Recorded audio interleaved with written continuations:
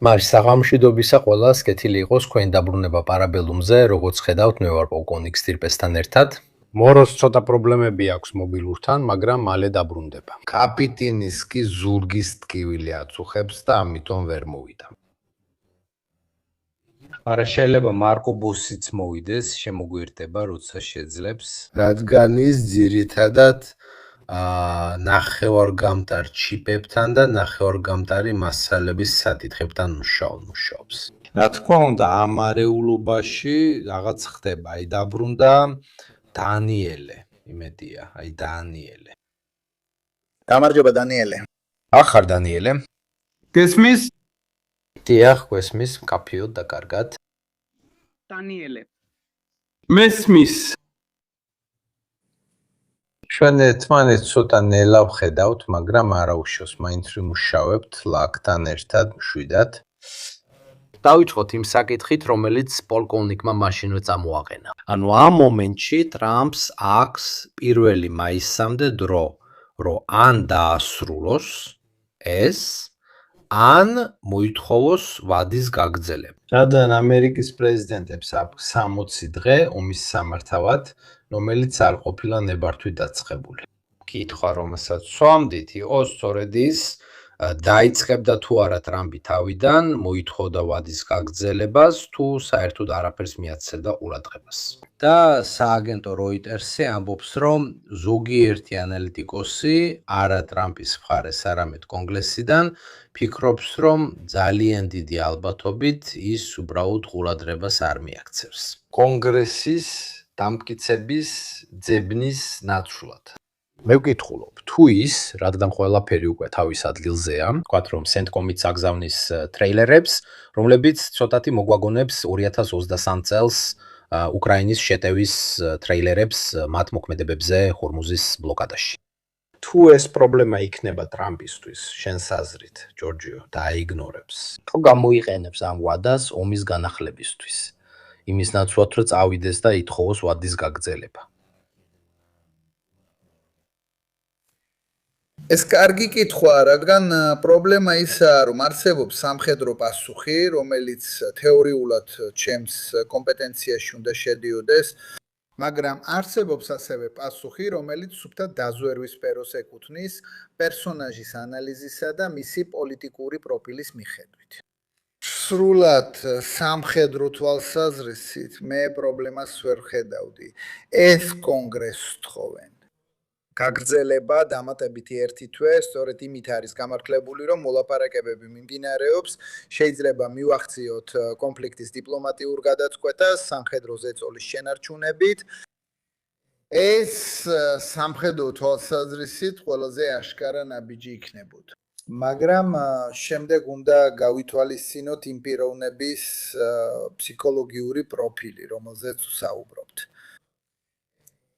ვიცი რომ მეგობრულ ძალებზე დაზვერვის ჩატარება არ შეიძლება და ოფიციალურად შეერთებული შტატები ჯერ კიდევ მეგობარი და მოკავშირე ქვეყანაა.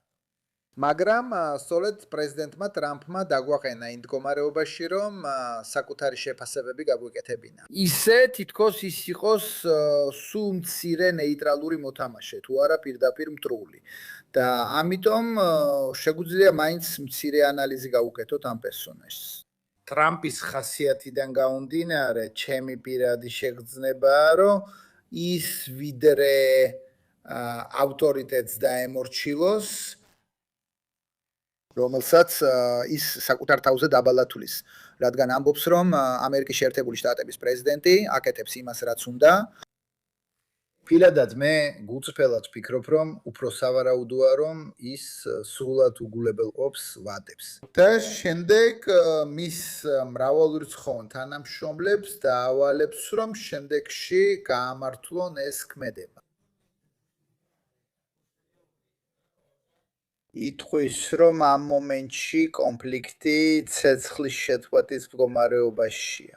და შესაბამისად ორთვიანი ვადის სათვლა შეჩერებულია, სანამ საბრძოლო მოქმედებები კვლავ არ განახლდება. ამიტომ ის უბრალოდ სრულად უგულებელყოფს ყველაფერს, რადგან ის ამ ყველაფერზე მაღლა დგას. და აიძულებს ექსეთს და შესაძლოა რუბიოსაც, რომ სენატში ამ ლეღვის ფოთლით წარდგნენ, რადგან სწორედ ეს არის. და ამ ეტაპზე ის კონფრონტაციაში შედის კონგრესთან და კიდევ ერთხელ აიძულებს რესპუბლიკელთა უმრავლესობას პოზიცია დაიკავონ. ან მასთან ერთად ან მის წინააღმდეგ, რაც მისთვის ნორმალურია, ერთგვარი ერთგულების გამოცდა თავისი პარტიის წევრების მიმართ. ის კიდევ ერთხელ დაკარგავს მხარდამჭერებს, მაგრამ ალბათ კიდევ ერთხელ შეძლებს პოლიტიკურად გადარჩენას და კოჭლობით მივა შუალედურ არჩევნებამდე.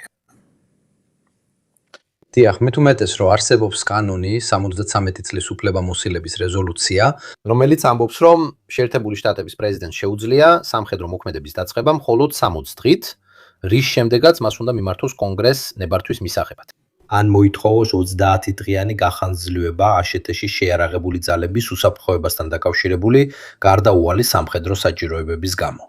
ეს მეორე წინადადება ძალიან საინტერესოა, რადგან თუ ზუსტად დავაკვირდებით, სენატში რეალურად რა იყო განხილვის საგანი შემთხვევით. საუბარია სწორედ იმ ადამიანების უსაფრთხოებაზე, რომლებიც ამაში მონაწილეობენ. აქ შეგაჩერებ, შანს მოგცემ. მახენებ შეურაცხყოფას თითქოს არ მადარდებს. გეკითხები, ფიქრობ თუ არა რომ ისინი მატუარები არიან? ეს კითხე. მახენებ შეურაცხყოფას თითქოს არ მადარდებს ჩვენი ჯარისკაცების დაღუპვა. არა, კითხე, ფიქრობ თუ არა რომ ისინი მატუარები არიან? ეს შეურაცხყოფელი და დამამცირებელია ყველა მხრივ. არავინ ზრუნავს ჩვენს ჯარისკაცებზე ჩემზე მეტად. არავინ ზრუნავს მათი ჯანმრთელობისთვის. არავის უნდა რომ იმედი მისცეს ყველას. დრო, ის აკონტროლებს დროს. გაითვალისწინეთ, რომ სენატის თავმჯდომარე რესპუბლიკელია და მიუხედავად ამისა, მან სცადა, ესე ვთქვათ, შეეჩელებინა იგი, რადგან ცოტა თავშეუკავებელი იყო. ეს საინტერესოა სწორედ იმიტომ, რომ როდესაც გეკითხებიან მაგალითად, როდესაც სტრატეგიული შეფასება გააკეთეთ ზელენსკიზე, რომელსაც ხელში კოზირები არ ჰქონდა, რაზე დააფუძნეთ ეს შეფასება? რადგან უკვე 1 წელზე მეტი გავიდა და ისინი ჯერ კიდევ იქ იბრძვიან და მან სულიად აირიდა ეს კითხვა და თქვა, ხო, კარგი, მაგრამ ეხლა იარაღს ევროპელები იხდიან. ანუ ეს არ არის პირდაპირი პასუხი დასმულ კითხვაზე. მაგრამ საინტერესოა, რომ მან თქვა, მისთვის ძალიან მნიშვნელოვანია იმ ადამიანების სიცოცხლე, რომლებიც მსახურობენ.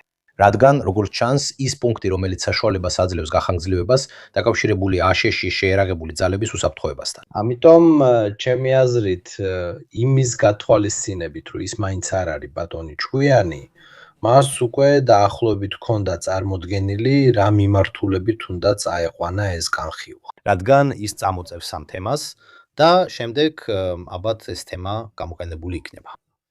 დანიელე, შეძლებ სტაბილურად ხარ?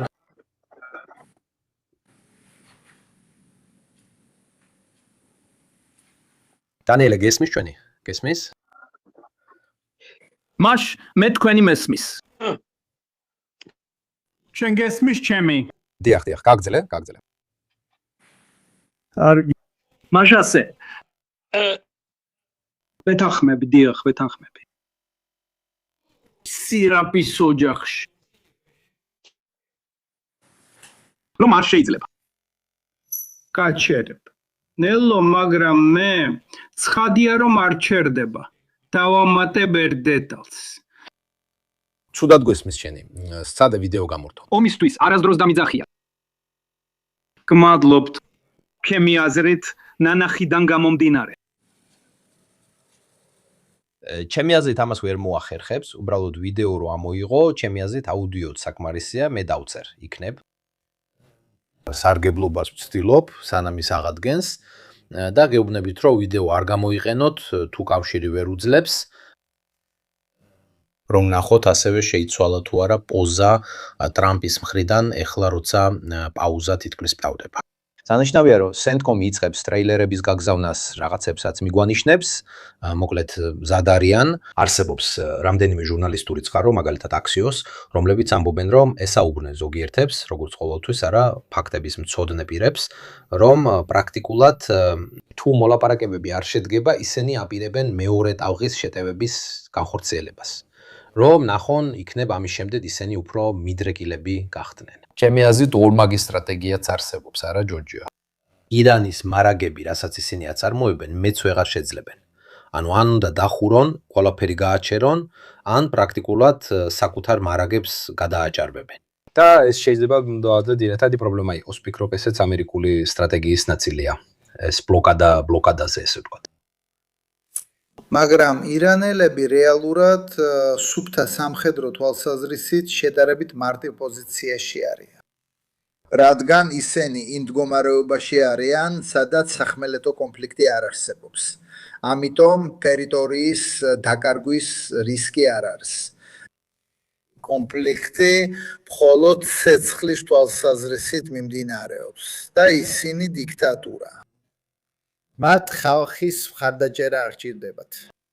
ამიტომ თეორიულად მათ შეუძლიათ თავი ქვიშაში ჩარგონ, თვალებზე ჩაფხუტი დაიხურონ და ყველა დარტყმა აიტანონ, რაც ამერიკელებს შეუძლიათ მიაყენონ. მათ ასევე შეუძლიათ არ უპასუხონ, ან მხოლოდ სიმბოლურად უპასუხონ და რაც დარჩათ გვირაბებში შეინახონ. რაც მაინც მნიშვნელოვანია მიუხედავად იმისა, რომ ეს ნაკლებია, იმის ნახევარზე ნაკლებია, რაც კონფლიქტის დასაწყისში ჰქონდათ და დაელოდონ, სანამ ამერიკელები დაასრულებენ, გულს მოიოხებენ. რისკი ის არის, რომ ამერიკელები შეიძლება უფრო მეც დახარჯავენ, ვიდრე შეუძლიათ, საბრძოლო მასალის თვალსაზრისით და ამით ვერანაირ პოლიტიკურ შედეგს ვერ მიაღწევენ. დავიმახსოვროთ, რომ ომი მხოლოდ სამხედრო მიზნებისთვის არ წარმოებს, ომი პოლიტიკურ მიზნებს ემსახურება. ეხლა მათ შეუძლიათ სამხედრო თვალსაზრისით რამდენიც უნდათ, იმდენჯერ გაიმარჯვონ, მაგრამ თუ ვერ მიაღწევენ იმ პოლიტიკურ მიზანს, რომელიც დაისახეს და რომელსაც პროპაგანდასაც უწევდნენ, ეს გამარჯვება არ იქნება. განსაკუთრებით მაშინ, თუ ეს მათ დაუჯდებათ საბრძოლო მასალის მარაგების ამოწურვაში, რომელიც მათ ჭირდებათ ბევრად უფრო მნიშვნელოვან გამოწვევებთან გასამკლავებლად, ვიდრე ირანული გამოწვევებია. ამიტომ გულწრფელად რო ვთქვა, ეხლა ველოდები, რომ თუ სამხედრო ოპერაციები კვლავ დაიწყება და ბოლო წინადადება, რომელიც როგორც ჩანს ირანელებმა პაკისტანში გაგზავნეს, არ იღებს ტრამპის მოწონებას. მე ველოდები კიდევ ერთ ამერიკულ და ისრაელის ავიადარტყმებს ირანზე. ისინი გაანადგურებენ უამრავ რამეს. ამ დაბომბვების დროს არ ექნება დანაკარგები, მაგრამ რეალურად არ მიიღებენ პოლიტიკურად მნიშვნელოვან შედეგს. მაქსიმუმ მათ შეიძლება თქვან, დიახ, შედეგი მივიღეთ. ჩვენ მთლიანად გავანადგურეთ მათი ურანის მარაგები. ერთხელ უკვე თქვეს, ეს შეუძლიათ კიდევ თქვან. და ეს შეიძლება იყოს პოლიტიკური გამოსავალი დონალდ ტრამპისთვის, რომ თავი დააღწიოს ჯავრს. თუმცა ნაკლებად სავარაუდოა, რომ მათ ნამდვილად შეძლონ ამ შედეგის მიღწევა. აქ უკვე საჭიროა უფრო ეკონომიკური ანალიზი ვიდრე სამხედრო და უნდა დავინახოთ, რამდენ ხანს შეძლებენ შეერთებული შტატები ასეთი ტიპის ზეწოლის შენარჩუნების ხარჯის გაწევას.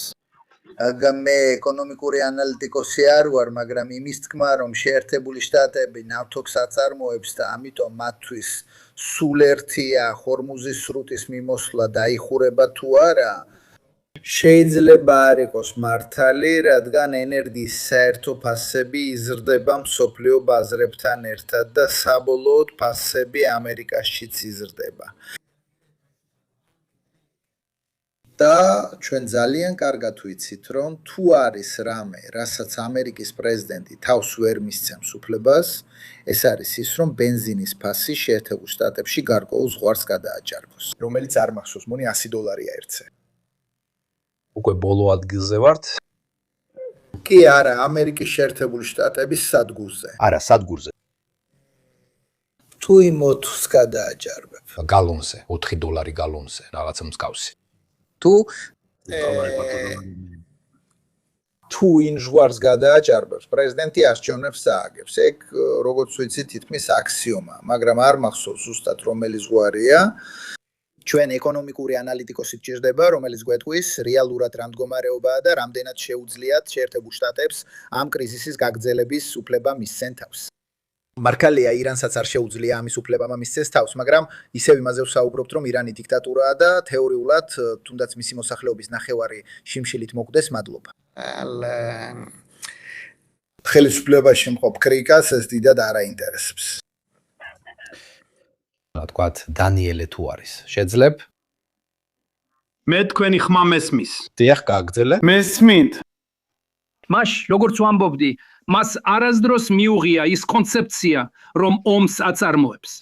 ასე რომ, ალბათ პოლკოვნიკ სტირპეს სიტყვები სწორედ ის თამაშია, რაც მას აქვს განზრახული. ანუ ვითხოვ დამატებით 30 დღე, რადგან ვიცი, რომ რესპუბლიკელი დეპუტატები ყველაფერზე დამეთანხმებიან, რასაც არ უნდა მოვითხოვო. სხვათა შორის მინდა შეგახსენოთ,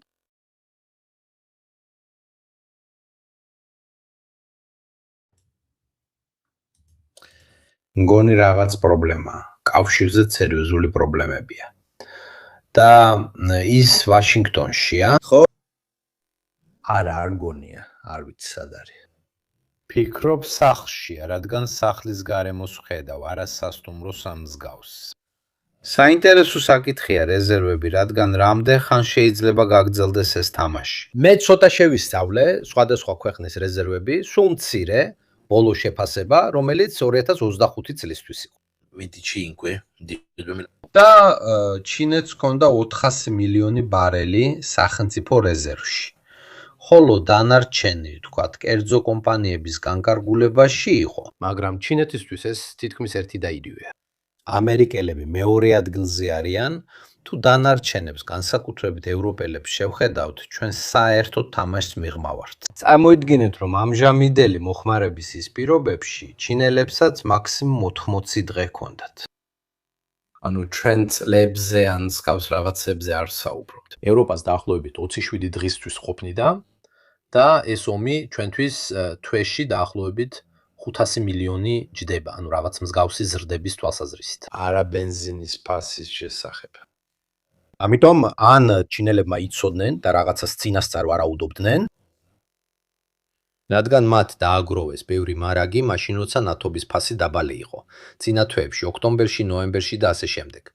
კიდევ ერთი რამ იქნებ შენ გახსოვს, ერთი ძველი ამერიკული დოკუმენტი, სადაც მას შემდეგ რაც საბჭოთა ბლოკი დაინგრა, ამერიკელები ფიქრობდნენ, რომ აღარ იყო საჭირო მთელი ის მარადის შენარჩუნება, რომ ადრე ბევრად უფრო დიდი იყო. რადგან მომავალში თუ ომი იქნებოდა ასე თუ ისე, წინასწარი გაფრთხილების პერიოდი იყო 47 წელი. მეჩვენება, რომ აქ 47 კვირა.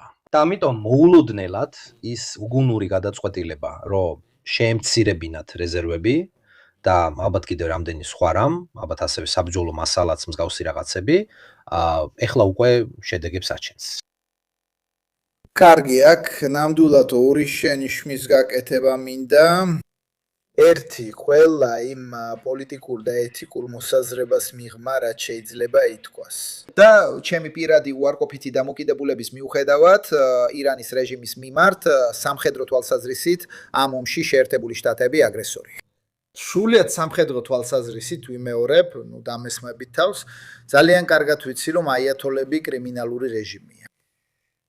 იმ მომენტში, როცა მე ვწყვეტ სამხედრო ოპერაციის დაწყებას, სამხედრო ოპერაციას, რომელზეც მე აბსოლუტური უპირატესობა მაქვს. მე ვწყვეტ ომის წარმოებას, მე ვწყვეტ როდის დავიწყო, მე ვწყვეტ როგორ ვაწარმოო იგი, მაგრამ შესაძლებელია, რომ ამ ომისთვის არ მოენზადო.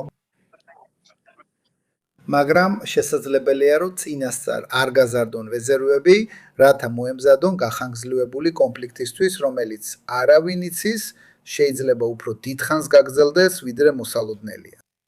აქ კიდევ ერთი მტკიცებულება იმისა, რომ ტრამპის ადმინისტრაცია ნამდვილად ჯადოქრების, შეგირდებისა და დილეტანტების ჯგუფია, რომლებიც არაკომპეტენტურად მოქმედებენ. მეორე შენიშვნა და აქ ისევ ცოტა გამოვდივარ ჩემი სფეროდან, ეკონომისტი, ანალიტიკოსი კოლეგა დამჭირდებოდა. ამ ცხრილს რო ვუყურებ, ეჭვი მიჩნდება. სხვადასხვა მონაწილეები, რომლებიც ჩამოთვლილია ჩინეთი, შეერთებული შტატები, იაპონია, ევროპა, საუდის არაბეთი და ასე შემდეგ, ერთმანეთისგან განსხვავებული მონაწილეები არიან და აქვს განსხვავებული ეკონომიკური და საწარმოო სისტემა, ერთმანეთისგან განსხვავებული ამიტომ ნავთობის გამოყენება თავისთავად განსხვავებულია და განსხვავებული მნიშვნელობა აქვს. მაგალითად, ჩვენთან ევროპაში ნავთობი ძირითადად გამოიყენება, ვიმეორებ, მზად ვარ კრიტიკისა და შესწორებისთვის, მაგრამ დიდწილად ვიტყოდი, რომ ის ავტოტრანსპორტისთვის გამოიყენება. ამიტომ ყველაფერი არ ჩერდება, თუ მარაგები მნიშვნელოვნად შემცირდება. სხვა ქვეყნებში ნავთობი ასევე გამოიყენება ქარხნებისთვის ენერგიის მისაწოდებლად, მაშინ როცა ჩვენთან ეს გაზია. ამიტომაც შესაძლებელია, რომ ჩინეთს ბევრად უფრო დიდი მარაგები ჰქონდეს ვიდრე სხვებს, რადგან მისი ინდუსტრია უფრო მეტად ეყრდნობა ნახშირ წყალბადებს ენერგიის მისაღებად. ასეც შეიძლება იყოს. საერთოდ არ ვარ დარწმუნებული, ამას უბრალოდ სასაუბროდ ვამბობ. გონია ნაწილობრივ, იმიტომ რომ შვებთან შედარებით ნაკლებ ნავთობსაც წარმოებენ და ამასთანავე აქვთ უზარმაზარი მარაგები, რადგან ძალიან დიდი ქვეყანაა და შესაბამისად ძალიან დიდი მოხმარება აქვთ. მაგალითად ვიცი, რომ მათ მსოფლიოში ყველაზე დიდი ნახშირის მოხმარება აქვთ. დიახ. ჩვენთან ეს თითქმის აღარ არსებობს, ინდოეთშიც იგივე სიტუაცია. ამიტომ არ ვიცი, რამდენად საჩვენებელია არსებული მარაგების საერთო დონე იმასთან შედარებით, რაც არის მოხმარება და ძირითადი საჭიროება. საწავიდე დანიელე ბარში. ბოდიში რა თქვი? არა, ვუყურებდი დანიელეს საწავიდა მოედანზე ბარში, რომ Wi-Fi მოეპარა რომელიმე ბარში. ალბათ. გთხოვ დანიელე, ეხა მგონია რომ თუ ბარში ხარ, გსმენთ. ნახო თუ ის გვისმენს. მადლობა.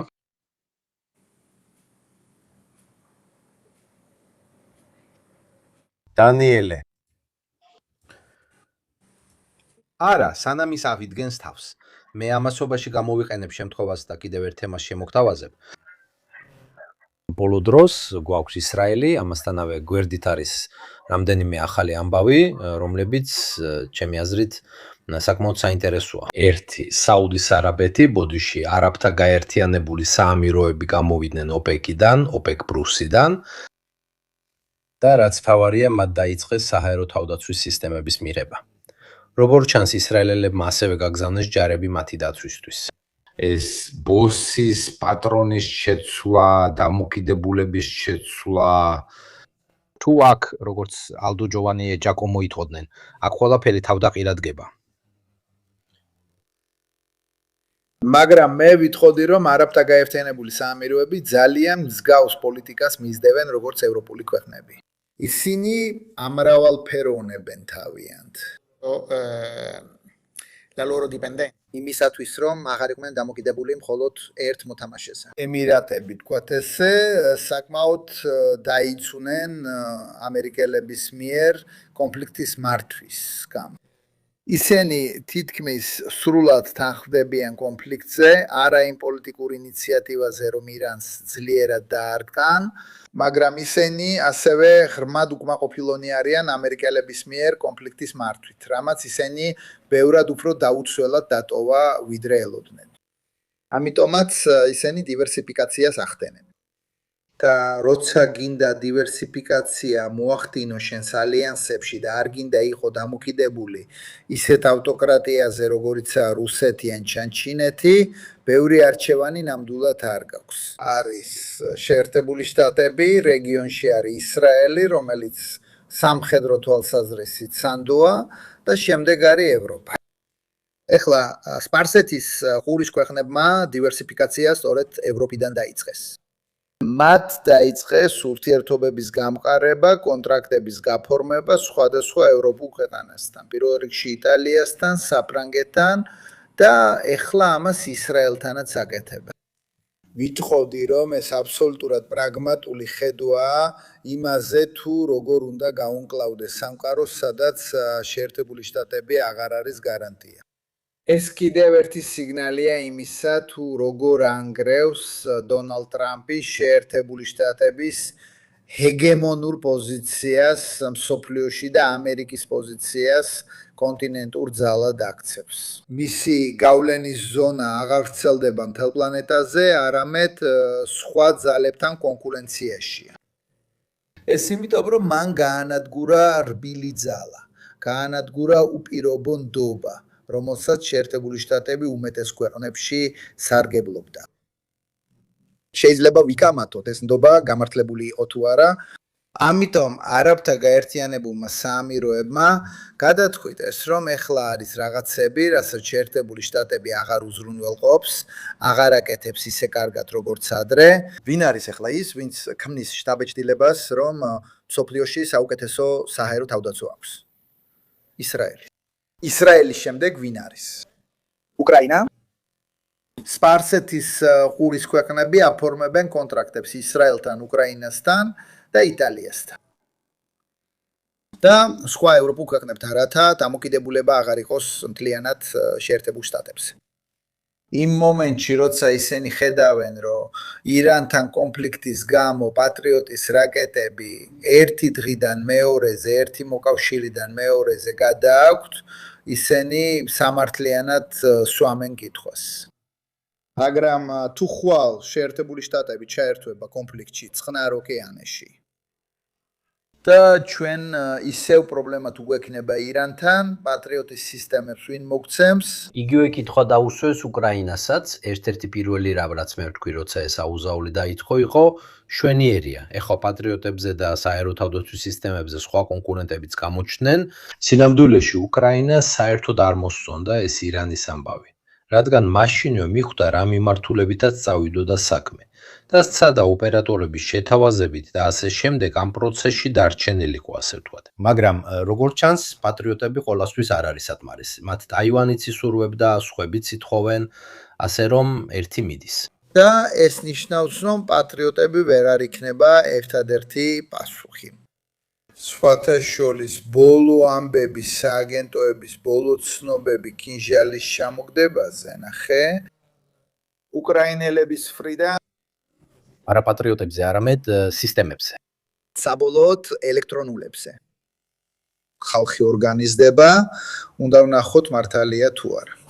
საჭიროა გამოცდების ჩატარება. მაგალითად, ესე მოხდა ხიმარსებთან დაკავშირებით. რუსები სიგნალის ჩახშობით ექსკალიბურის ჭურვებსაც აფუჭებდნენ, თუ სწორად მახსოვს, რომლებიც გამოიყენებოდა M7-67-დან და მერე, ნელა. ეს ინფორმაცია დაადასტურა, ესე ვთქვათ, დასავლურმა მხარემაც, რომ ზუსტობის დონეები შემცირდა. იმდენად, რომ ერთ მომენტში უკრაინელებს აღარაც უნდათ ექსკალიბურის ჭურვები. მით უმეტეს, რომ ისინი ძალიან ძვირი ღირს, ჩვეულებრივ ჭურვებზე გადავიდნენ.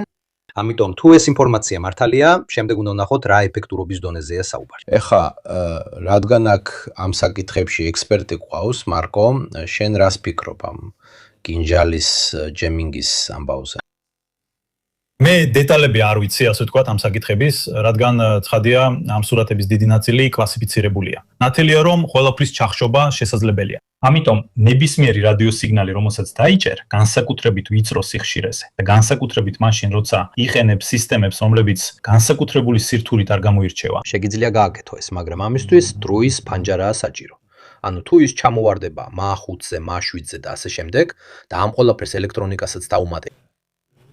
მექანიკურ სიდიდეებთან შედარებით ელექტრონული სიდიდეები 1000-ობიჯერ უფრო სწრაფია, ყოველთვის ასეა. ამიტომ მერე უნდა ვნახოთ, უნდა გავიგოთ, როგორ მუშაობს. პრაქტიკულად არაფერი ვიცი, როგორ მუშაობს ის ობიექტი. თუმცა, რასაც ეხა უყურებთ, ძირითადად წინასწარ ვამბობ, ეს არის რაღაც, რაც დიდი ხნის წინ ვთქვით, რომ ელექტრონიკა, რომელსაც ყველა ამ კონტექსტში ხვდებით, არის რაღაცა ახალის ნაწილი და ასევე რაღაცაც წარსულის მემკვიდრეობა. ამაზე ვისაუბრეთ ჩვენს გადაცემაში რამდენიმე დღის წინ, ანუ რამდენიმე კვირის წინ. და რომ ბევრი ამერიკული სისტემა კლავად დებს ფულს სისტემებში, რომლებიც უკვე მემკვიდრეობადაა აქცეული. და რომ ბევრი რამ რო გადმოთარგმნოთ. არიან სპონსორები, სულ ისმენ ამ ტერმინებს, თქვენთვის სამუდამოდ დარჩება. არა, უბრალოდ ცოტათი მოძველებული. თუნდაც იტალიური ტერმინი გამოიყენო. საქმე იმაშია, რომ იწარმოება იარაღის სისტემები და შემდეგ ცდილობენ იმაზე მუშაობას და გაუმჯობესებას. და ამიტომაც უნდა შეინარჩუნო ისინი, მით უმეტეს რომ ეს ნაკლებად ხარჯიანია. როგორც რაკეტების უმეტესობა, თუ ინმე დააკვირდება როგორაა გაკეთებული რუსული რაკეტები, ან აქვთ საერთო ნაწილები ბულავასთან. ან ხედავ მთელ ხაზხების, რომლებიც ასე თუ ისე ზოგიერთი ნაწილი ჯერ კიდევ 70-იან წლებამდე მიდის, რადგან შეიძლება არაფერია ცუდი იმაში, რომ ნაწილი 70-იან წლებამდე მიდის. თუ მუშაობს, მაგრამ არსებული არ არის სისტემაზე აშენება საუკეთესო გზაა ნაკლები ხარჯისთვის, მით უმეტეს რომ უკვე არსებობს საწარმოო ჯაჭვი და ასე შემდეგ. მაგრამ მათ აქვს შენახვის ხარჯებიც, რომლებიც სიცოცხლის ბოლომდე გრძელდება. ანუ როდესაც ცდილობ რაღაცის შენარჩუნებას, ეს ცოტათი გავს იმას, როგორც ცდილობ Fiat 500-ის სიცოცხლის გახანგრძლივებას. დიახ, შეგიძლია გააკეთო ეს, მაგრამ ეხლა ეს უფრო ხელოვნების ნაწილია, ვიდრე სხვა რამე. თუმცა, როცა უყურებ, კონკრეტულად უნდა ნახო, არის თუ არა ეს საკითხი შესწავლილი და რომელი თაობისაა მართვის სისტემა, მაგალითად ფრენის მართვის, ან უკავშირის ან ნებისმიერი სხვა ტიპის სისტემის. თუ საუბრობთ სწორედ დიდი ხნის წინ ამ სატელეკომუნიკაციო არხში იმაზე, რომ 10 ტრილიონი კაპიტალიზაცია საჭირო რადიომობილური კომუნიკაციის შესანარჩუნებლად. შიგნით უზარმაზარი სირთულეა. ეხლა წარმოიდგინე რადიოს სიგნალი, რომელიც შეიძლება რომელიმე პატარა კვლევითმა ბიურომ შეიმუშავა რუსეთში, რომელიმე ოფისში, მათ მოუწიათ კომუნიკაციის შექმნა, რომელიც რეალურად რთულია, მაგრამ შესაძლებელია მისი დაკოპირება. ვერ იმუშავებს ფართო სიხშირულ დიაპაზონზე, შეგიძლია გამოიყენოს სიხშირის გადახტომა, მაგრამ იქაც ადრე თუ გვიან ისევ ძველ სიხშირეებზე მუშაობენ. პირველი ოპტონი, რომელსაც ნახავ, დააკვირდი როგორაა გაკეთებული ელექტრონიკა, გაიგე ფილტრები, რომელიც სიხშირეზე მუშაობენ და აღადგინე, რა თქმა უნდა, ის სიხშირეები, რომლებზეც მუშაობენ. ასე რომ საბოლოოდ თუ არ გაქვს რაღაცა უკიდურესად დახვეწილი და მოქნილი და ამიტომ თუ ეს არ არის უახლესი თაობის ელექტრონიკა, მაშინ გადამცემი სისტემებიც უნდა მუშაობდნენ ამ უახლესი თაობის ტექნოლოგიაზე. მე ამას რთულად ვხედავ ძირითადად. ანუ ყველაფერი რაც ლეგასია, როგორც ვამბობდი, ძველი ან წარსულის ევოლუცია, მაინც ექვემდებარება ასეთ სწრაფ მოძველებას. შეხედე GPS. ადრე საუბრობდით ყველაფერზე, რაც GPS იყენებს. ახლა გამოდის ტექნიკები, რომლებსაც შეუძლიათ გააუმჯობესონ, თქვათ, რეზილიენსობა, გამძლეობა საბინდვისა და სპოპინგის ცელვების მიმართ. არაფერს ვამბობ, რა თქმა უნდა, ჯემინგზე, მაგრამ სწორედ სპუფინგზე, როცა რაკეტას ან ჭურვს აჯერებენ, რომ ერთ წერტილშია, სიანდვილეში კი სხვაგანაა და ასე შემდეგ. და ეს არ არის რაიმე წარმოუდგენელი ტექნოლოგიები. ყველა შეგახსენეთ, რომ საკმარისია YouTube-ზე მოძებნოთ, არის შესანიშნავი ხუმრობები, რასაც აკეთებენ Raspberry-სა და 250 ევროიან SDR-თან ერთად. არის პროგრამები, რომელსაც Raspberry-ზე აყენებთ და თქვენს მეგობარს, რომელიც იმ მანქანაში ზის, რომელსაც თქვენ მისდებთ, აჯერებთ, რომ ნევადის უდაბნოშია. ასე რომ შეგიძლიათ მართლა გააგზავნოთ იქ სადაც გინდათ, უბრალოდ GPS სიგნალების დაბინდვით. ეს სრულად შესაძლებელია. ასე რომ რა თქმა უნდა ამ სფეროში ყველაფერი შეიძლება აერიოს. და ბოდიში ცოტა გავიგრძელე საუბარი. არა, რუსებმა ეს გააკეთეს, როგორც ადრე ვამბობდით, HIMARS-ით, Excalibur-ით, GPS-ით მართვადი ჭურვებით. საბოლოოდ, რაკეტა, რომელიც იმ სიჩქარით მოძრაობს, არ არის საჭირო, რომ ძალიან დიდი მანძილით გადაახვიო. 0.1 გრადუსის ცვლილება უკვე ნიშნავს ასობით მეტრით შეცდომას. ან ეს კუმულაციურია. ეს კუმულაციურია. განსაკუთრებით მაშინ, როცა ესეთ ფრენას ასრულებ მაშვიდზე, ესე რომ, მაგრამ მე ყოველთვის იმათ მხარეს ვარ, ვინც ამბობს, რომ თუ არ ვნახე არ მჯერა. ანუ ისინი ამბობენ, რომ 26-იც დაიყო, მაგრამ ამის მტკიცებულება არ ჩანს. მართალია, რომ ბოლო პერიოდში, ბოლო 34 თვის განმავლობაში, ბევრი არ გვსმენია კინჟალის შესახებ. მე ყოველთვის ხედავდი ოფიციალურ ანგარიშებში, რომ გაშვებული იყო 2, 4 და 6. უნდა გადავამოწმო. და ვნახო ყველა შემთხვევა, როცა კინჟალმა მიზანს დაარტყა, რომ ნახოთ რამდენი იქნა გაშვებული და გამოცხადებული, რამდენის დარტყმა შეგვიძლია დავადასტუროთ მიზანში და რამდენი გადავიდა კურსიდან. ბოლო 4 თვის თლიან რაოდენობასთან შედარებით. ისინი ამბობენ წლის დასაწყისიდან. ასე რომ დაახლოებით ბოლო 5 თვე, მე ხა უკვე 4. ნახავთ ეს ნამდვილად საინტერესო რამ იქნება შესამოწმებლად. და ფონტანასთან ერთად შეუდგებით საქმეს, რომ ნახოთ. მაგრამ ითხრეთ, ჩემს კონტაქტებსაც გადავხედა უკრაინაში, რადგან ჩვეულებრივ ადგილობრივი გაზეთები წერენ, თუ რაკეტა აქან იქ მოხვდა. არა ისე, რომ ყველაფერი კომუნიკაციის თვალსაზრისით ცენტრალიზებულია. დიდი სხვაობაა რა. ეს მეგა ისტორია კინგელის შესახებ ბოლოს. არა, უბრალოდ ашკარაა, რომ დეტალებზე ვსაუბრობთ. მინდა დავამატო, რომ დავამშვიდო ისინი, ვინც ყოველთვის ამბობს, რომ მე ზედმეტად ოპტიმისტი ვარ. გაითვალისწინეთ ისიც, რომ ICM-ის ელექტრონული ომის გადაწყვეტის ფონა, რომლითაც ნეიტრალიზდება რაკეტა, არ არის საბოლოო გადაწყვეტა ამ რაკეტასთან ბრძოლაში. ეს არის დროებითი გადაწყვეტა. შემდეგ კი ალბათ, როდესაც თავად ისინი მიხვდებიან, რა სისტემას ვიყენებთ, ისინი თავის მხრივ ალბათ საკმაოდ მარტივად შეძლებენ საპასუხო ნაბიჯის გადადგმას. და ასე გაგრძელდება ყველაფერი. უფრო მეტიც ბოდიში რო შედაწყვეტინე, როდესაც უკრაინელები აცხადებენ, რომ 26 მათგანი გააჩერეს, ძალიან დიდი ალბათობით ეს იმიტომ ხდება, რომ რუსებმა ამ მომენტში უკვე შეცვალეს სისტემა. არ გექნებოდა მიზეზი ასეთი რაღაცის მოყოლის. თუ უკვე არ დასრულდა და უკვე არ შეიცვალა ყველაფერი. მაგრამ სინამდვილეში აქ მარკო ალბათ დაადასტურებს ნამდვილი ომი ელექტრონული თვალსაზრისით საქმე იმაშია, რომ მოწინააღმდეგე აიძულო თავის იარაღის სისტემაში კიდევ ერთი გაჯეტი დაამატოს. რაც მას კიდევ უფრო ძვირადღირებულსა და რთულს ხდის ასაშენებლად. და შესაბამისად, საბოლოოდ ის მოძველდეს. ეს სწორედ ისაა, რაც შახადის დრონებთან მოხდა, რომლებიც თავდაპირველად ძალიან იაფიღივდა. შემდეგ, როცა უკრაინული კონტრზომების საპასუხოდ სულ უფრო მეტი საწინააღმდეგო ზომა დაამატეს, დრონი სულ უფრო ძვირი გახდა. და ბოლოს რუსებს მოუწიათ საკუთარი ვერსიების აშენება, რომლებიც განსხვავებული ცალკე და გამორჩეული იყო. აღარ იყო ძველი მოდელი, როგორც სწორად აღნიშნე. შემიძლია გითხრა მოიცადე, ქვემოთაც ვკითხულობ. დღეს ამაზე საუბარი არ მინდოდა, რადგან მინდოდა უკეთესად მომზადებულიყავი, მაგრამ რადგან უკვე წამოუწიეთ. წარმოებელმა ასევე განაცხადა, რომ ლიმას სისტემამ წელს პირველ კვარტალში 33 ფთოსანი რაკეტა და 10000 დრონი გადაუღობინა. მე ეს ცოტა არარეალურად მეჩვენება. რო იყო გუცფელი, ასევე 98% მართვადი საჰაერო ბომბებისა, რომლებიც ლიმას სისტემით დაფარულ ტერიტორიებზე იქნა გაშვებული.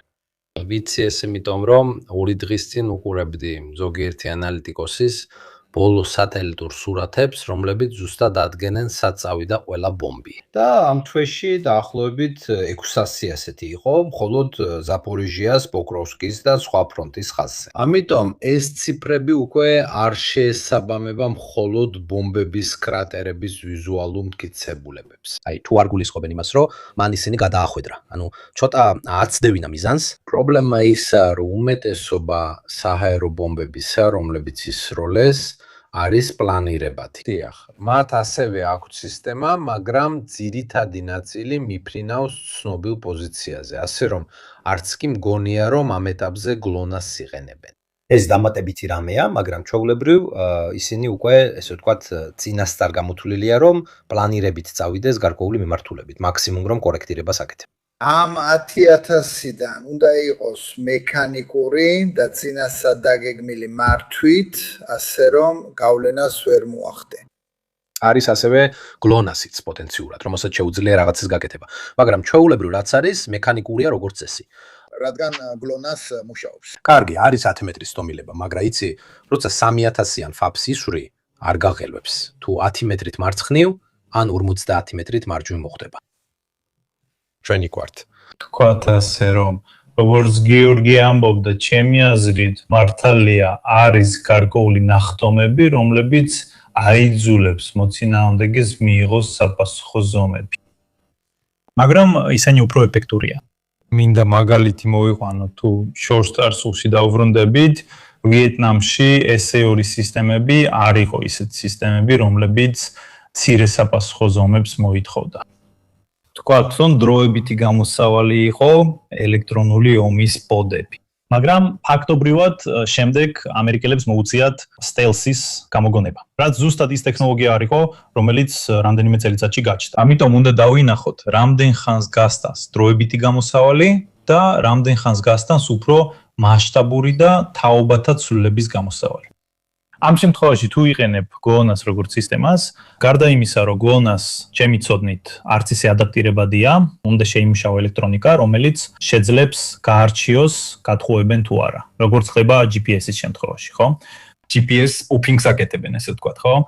ქონდა ჩემი ლამაზი სატელიტების კონსტელაცია და უცებ დამუშტება სატელიტები, რომლებიც არაფეშუაშია აშკარაა, რომ ვიღაცა მათხოვებს. და სწორედ ამას აკეთებენ ბორდზე დასაყენებელი PNT correction-ის სისტემები. სხვა შორის კომპანია, სადაც მუშაობ, აწარმოებს ამ ტიპის მოწყობილობების მთელ სერიას. მათ შეიძინეს სწორედ ამ სფეროში სპეციალიზებული კომპანია.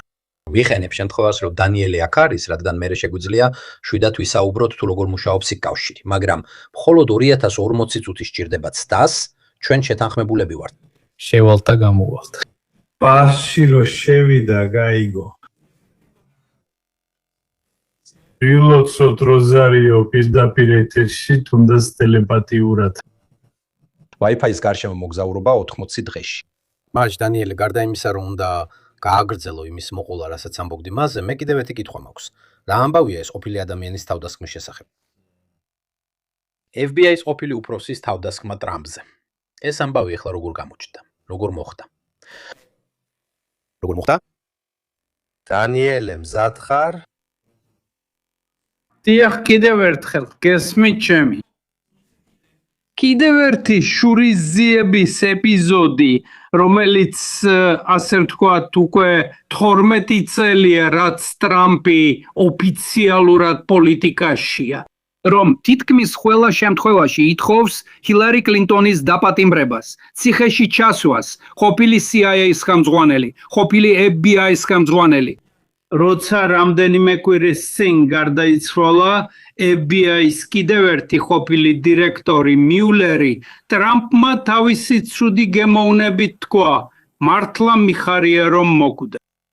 მაშ არის ანალიზი, რომელიც დღეს დილით გაკეთდა სწორედ ამ კომის ამბავზე, სადაც ჩანს, რომ ტრამპმა იუსტიციის სამინისტროს სთხოვა მისი დაპატიმრება და ბორკილებით წაყვანა. კომი, რომელმაც აშკარად წინასწარი მოქმედა, თავად გამოცხადდა მანამდე, სანამ ეს შოუ დაიწყებოდა. აშკარაა, რომ კომიმ შეცდომა დაუშვა, რადგან ეს ნიშანი, რომელიც მან გამოაქვეყნა და შემდეგ წაშალა, სინამდვილეში ძალიან ცუდი იყო, ასე თქვა. ეს ის რამ იყო, რაც ყოფილი FBI-ის დირექტორისთვის არ შეეფერებოდა.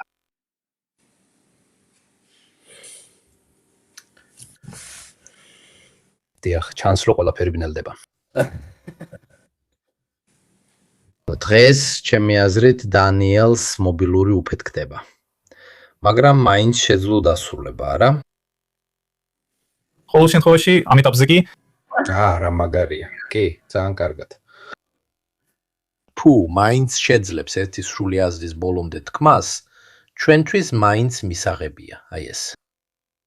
საწყალი მურო, რომელიც სულ კავშირზეა და ესეთ პრობლემებს აწყდება. მაგრამ კი, საინტერესოა, მოკლედ, დაპატიმრების ორდერი ყოფილი FBI-ის ხელმძღვანელის წინააღმდეგ. შეუულებრივ დაპატიმრების ორდერს FBI-ის უფროსი გასცემს.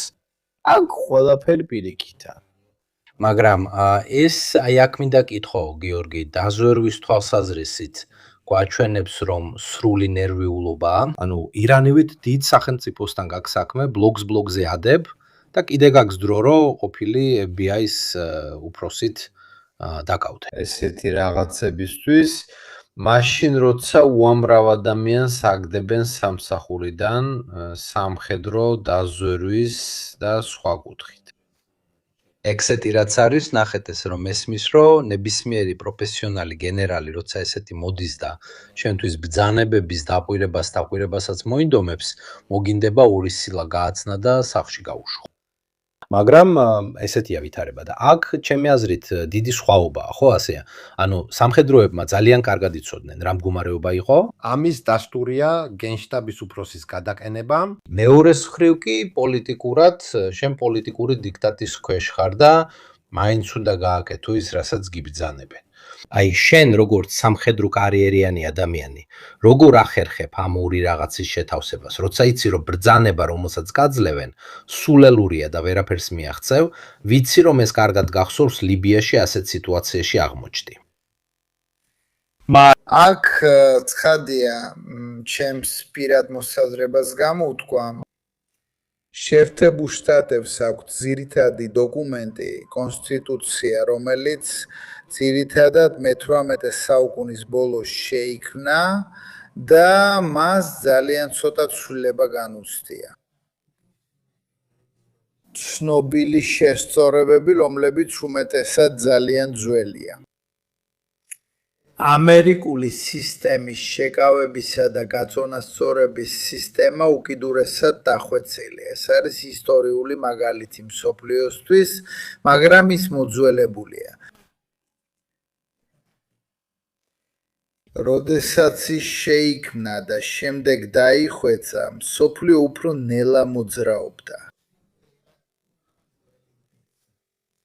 ამიტომაც ამერიკული სისტემის მიერ განსაზღვრული ვადები ტოვებს სივრცეს მათთვის, ვინც სარგებლობს იმ ნაცრისფერი ზონებით, რომლებიც დღეს წარმოიქმნება განამედროვე ტექნოლოგიით, თანამედროვე საზოგადოებითა და არსებული სისტემებით. ეხლა დონალდ ტრამპმა ისწავლა ამერიკულ პოლიტიკურ ეკონომიკურ სივრცეში როგორც ვიგენმა ცხოვრება. სარგებლობს რა კანონმდებლობის ნაცრისფერი ზონებით. პოლიტიკოსმა ტრამპმა ისწავლა მოქმედება უკვე არა იურისდიქციის, არამედ კონსტიტუციის ნაცრისფერ ზონებში. სარგებლობს იმით, რომ ამერიკის კონსტიტუციური სისტემა აშშ-ის პრეზიდენტს აძლევს ძალაუფლებას, რომელიც შეზღუდულია დიახ კონგრესის მიერ, მაგრამ ისინი შეზღუდულია უკვე შემდეგ იმ აზრით, რომ პრეზიდენტი გასცემს ბრძანებას და თუნდაც ეს ბრძანება საეჭვოდ მოგეჩვენოს, შენ მაინც უნდა შეასრულო იგი. შემდეგ საჭიროების შემთხვევაში კონგრესი მიხედავს ყველაფერს თუ დაასკვნის, რომ პრეზიდენტმა გადააჭარბა თავის უფლებამოსილებას. პრობლემა კი იმაშია, რომ დღესდღეობით, როცა კონგრესი ჩაერევა, საკითხი უკვე პრაქტიკულად დასრულებულია და კონგრესი ფაქტის წინაშე დგება. ამიტომაც საპრეზიდენტო სისტემა საბოლოოდ აღმასრულებელ ხელისუფლებას აძლევს უპირატესობას საკანონმდებლო და საპარლამენტო ხელისუფლებას. იმის გამო, რომ ბრძანებების შესრულება ძალიან სწრაფად ხდება. ევროპულ სისტემებში მდგომარეობა განსხვავებულია, რადგან მთავრობის მეთაურმა, როდესაც ბრძანებას გასცემს, წინასწარ უნდა მიიღოს თანხმობა, პარლამენტის ნებართვა. ამიტომ ჩემთვის როგორც სამხედრო პირისთვის ადვილი ხდება დავემორჩილო თუ არა, რადგან მე მაქვს ბრძანება აღმასრულებელი ხელისუფლებისგან დამოწმებული საკანონმდებლო ხელისუფლების მიერ. კარგი, ეს არ განიხილება, ეს უნდა იყოს ნამდვილად უკანონო ბრძანება, აშკარად უკანონო, რომელსაც მე უარს ვამბობ დავემორჩილო. და ნებისმიერ შემთხვევაში მე დაცული ვარ იმ მომენტში, როცა უარს ვამბობ დავემორჩილო, რადგან გათვალისწინებულია, რომ მე უნდა ვუარხო აშკარად უკანონო ბრძანების შესრულება. ამერიკაში ასე არ არის, რადგან ამერიკაში როგორც სამხედრო შენ უნდა დაემორჩილო შენს სარდლობის ჯაჭვს, რომლის სათავეშიც დგას აშშ-ის პრეზიდენტი, მთავარსარდალი, რომელიც ვიმეორებ კონგრესს მხოლოდ შემდეგ პასუხობს. მას არ სჭირდება დაუყოვნებელი ნებართვა. ასე რომ მე როგორც სამხედრო იმ მომენტში როცა ხვდები რომ ბრძანება რომელსაც ამერიკაში ვიღებ სისულელია, არასწორია, საზიანოა ჩემი ქვეყნისთვის და ჩემი შეიარაღებული ძალების თრიანობისთვის, შემიძლია მხოლოდ ეს აღვნიშნო. დიახ, სხვათა შორის ჰექსეთმა რამდენიმე თვის წინ ბევრი სამხედრო იურისტიც გაათავისუფლა, რადგან ჩემი აზრით უკვე იცოდნენ, რომ ბევრი იქ მივიდოდა, სწორედ ისინი, ვინც ასეთ სიტუაციაში სამხედროებს უნდა დაეხმარა. ასე რომ აქ გარკვეული წინასწარი განზრახვაც არის, რადგან იცოდნენ, რომ წინააღმდეგობა იქნებოდა. რა თქმა უნდა, მაგრამ არის ისიც, რომ როცა თავად არ მინდა ამ ბრძანების შესრულება, მხოლოდ ერთი გზა მაქვს, უნდა დავწერო განცხადება გადადგომაზე. მაგრამ თუ გადადგომის განცხადებას დავწერ, კარგად ვიცი, რომ ჩემს ადგილას ვიღაცას დასვამს, ვინც ჩემზე ნაკლებად შესაფერისია, უბრალოდ იმიტომ, რომ მას დაემორჩილება. ამიტომ მე, რომელიც ჩემი ხალხის სიცოცხლეზე ვარ პასუხისგებელი, უნდა დაუსვა საკუთარ თავს კითხვა. თუ გადადგომას გადავწყვეტ, ხომ არ დავაყენებ საფრთხის ქვეშ ჩემიავე პირადი შემადგენლობის კიდევ უფრო მეტ სიცოცხლეს. განა ჩემს ქვეყანას კიდევ უფრო დიდ ზიანს არ მივაყენებ. დონალდ ტრამპი მართლაც ატენებს ამერიკელ სამხედროებს ეთიკურად აუტანელ მდგომარეობაში. და ჩემი პირადი ზიზღი მის მიმართ ძირითადად აქედან მოდის. მე ვგრძნობ მით უმეტეს რომ ზოგიერთთან ჯერ კიდევ მაქვს კონტაქტი ჩემი ამერიკელი კოლეგების თქივილს მართლა ვიტანჯები მათთან ერთად რადგან მათ არ აქვთ გამოსავალი. არიციან რა ქნან ასეთ სიტუაციაში უხერხულ მდგომარეობაში არიან ისინი ყოფებიან მდგომარეობაში სადაც გამოსავალი არ აქვთ. თუ გადადგებიან ეს პასუხისგებლობიდან გაქცევა მაგრამ თუ არ გადადგებიან აშკარად არასწორ ბრძანებებს უნდა დაემორჩილო. ბოდიში ესე ამ კითხვასაც უპასუხებ. ნორვეგიის სამხედრო ოფიცერმა სტატიაში არ ვიცი მართლა იტალიურად არის თუ არა დაწერილი, შემდეგ დაწერა რომ რუსეთის ფლოტი ძალიან დიდი და მოცინავეა. მადლობა.